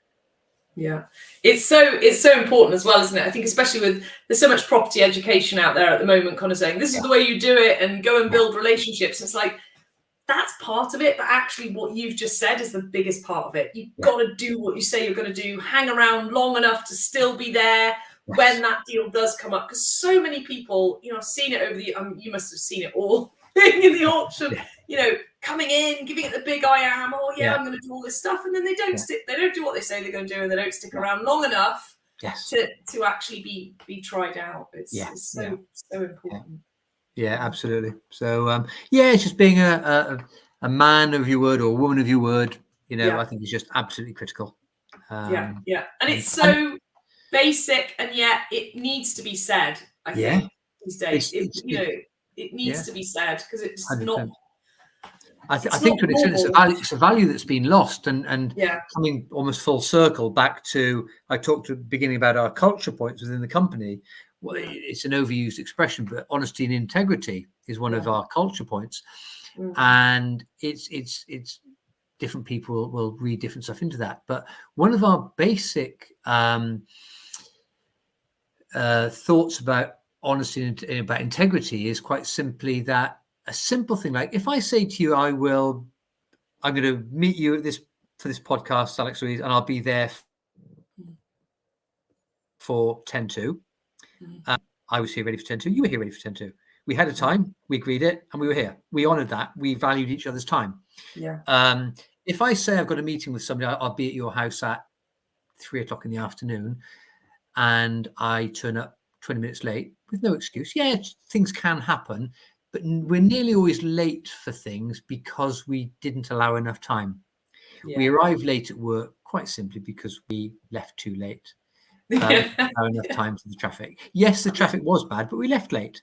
So it's putting a hand up and saying, do you know what? I screwed up. I'm sorry I'm late. I left the house later than I should have done. I was fiddling around playing Wordle. I didn't quite finish Wordle as quickly as I'd have liked this morning. And before I knew it, it was 22 and I left 5 minutes in and should have done. My bad. Sorry, I said my bad. I hate saying my bad. I'm too young. You're so down with the kids, Paul. You're so down with the kids. It's just putting your hand up and actually once you start being honest and saying, actually, yeah, it's my fault. Yes. You start making less mistakes, and because you start having to own stuff, you then think, well, I don't want to be late for that, so I'll be on time. So to be on time, I'll schedule enough time in to do it. So timekeeping is just one little part of it, but we do commercials.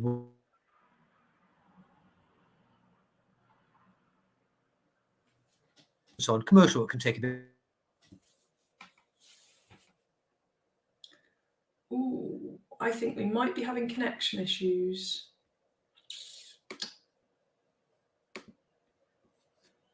I don't know if you can hear me, Paul. I cannot hear you.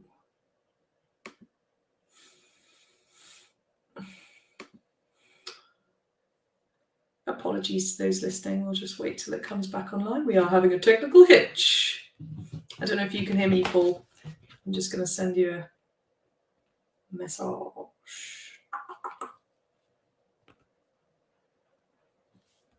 we've lost Paul, ladies and gents. We'll have him back as soon as we can.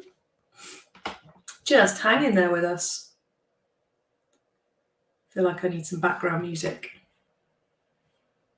so you know we're still here. If you're listening on the podcast.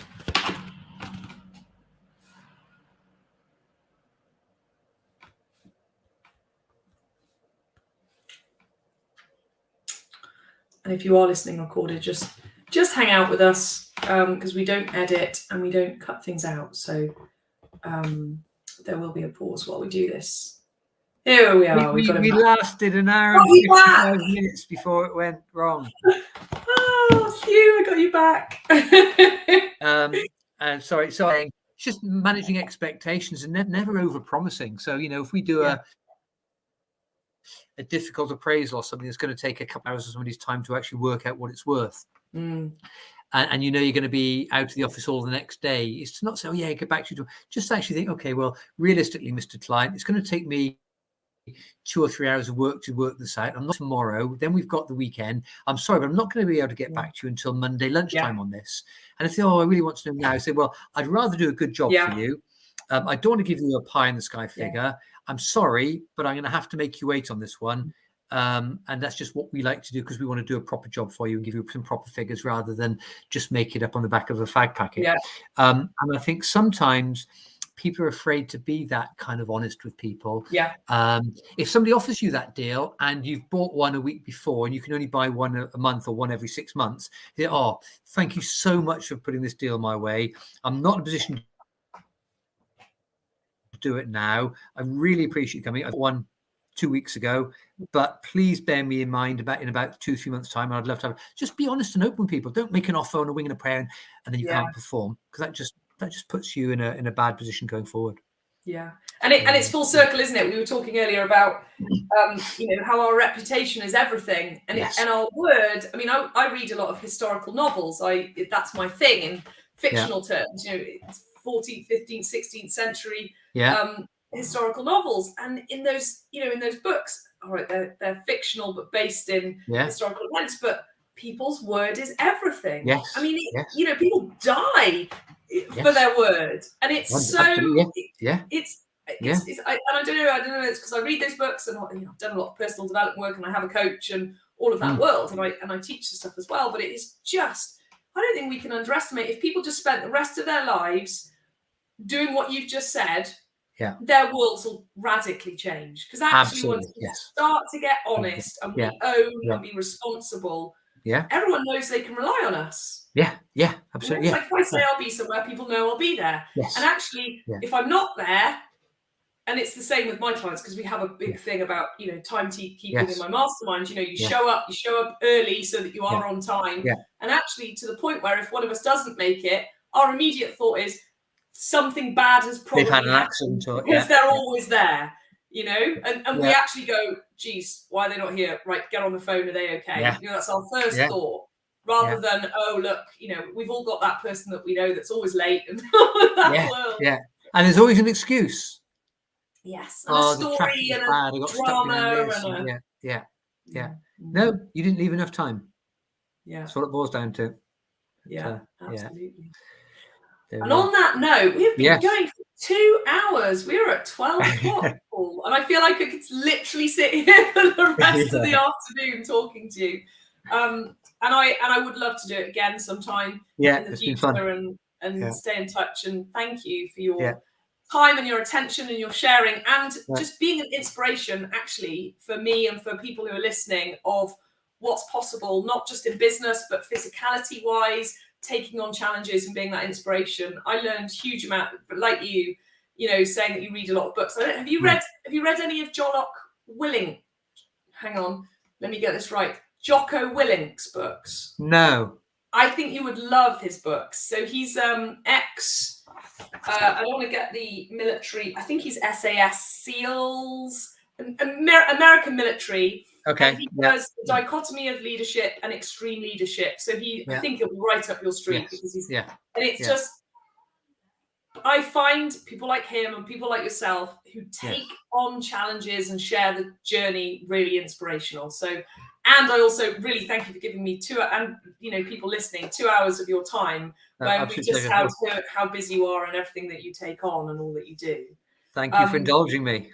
That's all right. It's a pleasure. It's been an absolute joy. This is the one people go, why do you do a podcast? Like, because I love listening to people's stories. That's it. I just absolutely love it. So, it's been a pleasure. And the links and everything this will be on varying platforms. And if people want to find you in your organization, you just Google Paul Fosh, ladies and gents, and I'm going to guess you'll be at the top of Google without any other conflicting who you are. And thank you for your contribution as well to just property, making available, being able to put sellers and buyers together as well. It's it's a pleasure to have you in our lives, and thanks for your sharing. It's been really Thank you very much. You take care. You too. Bye bye. Bye everybody.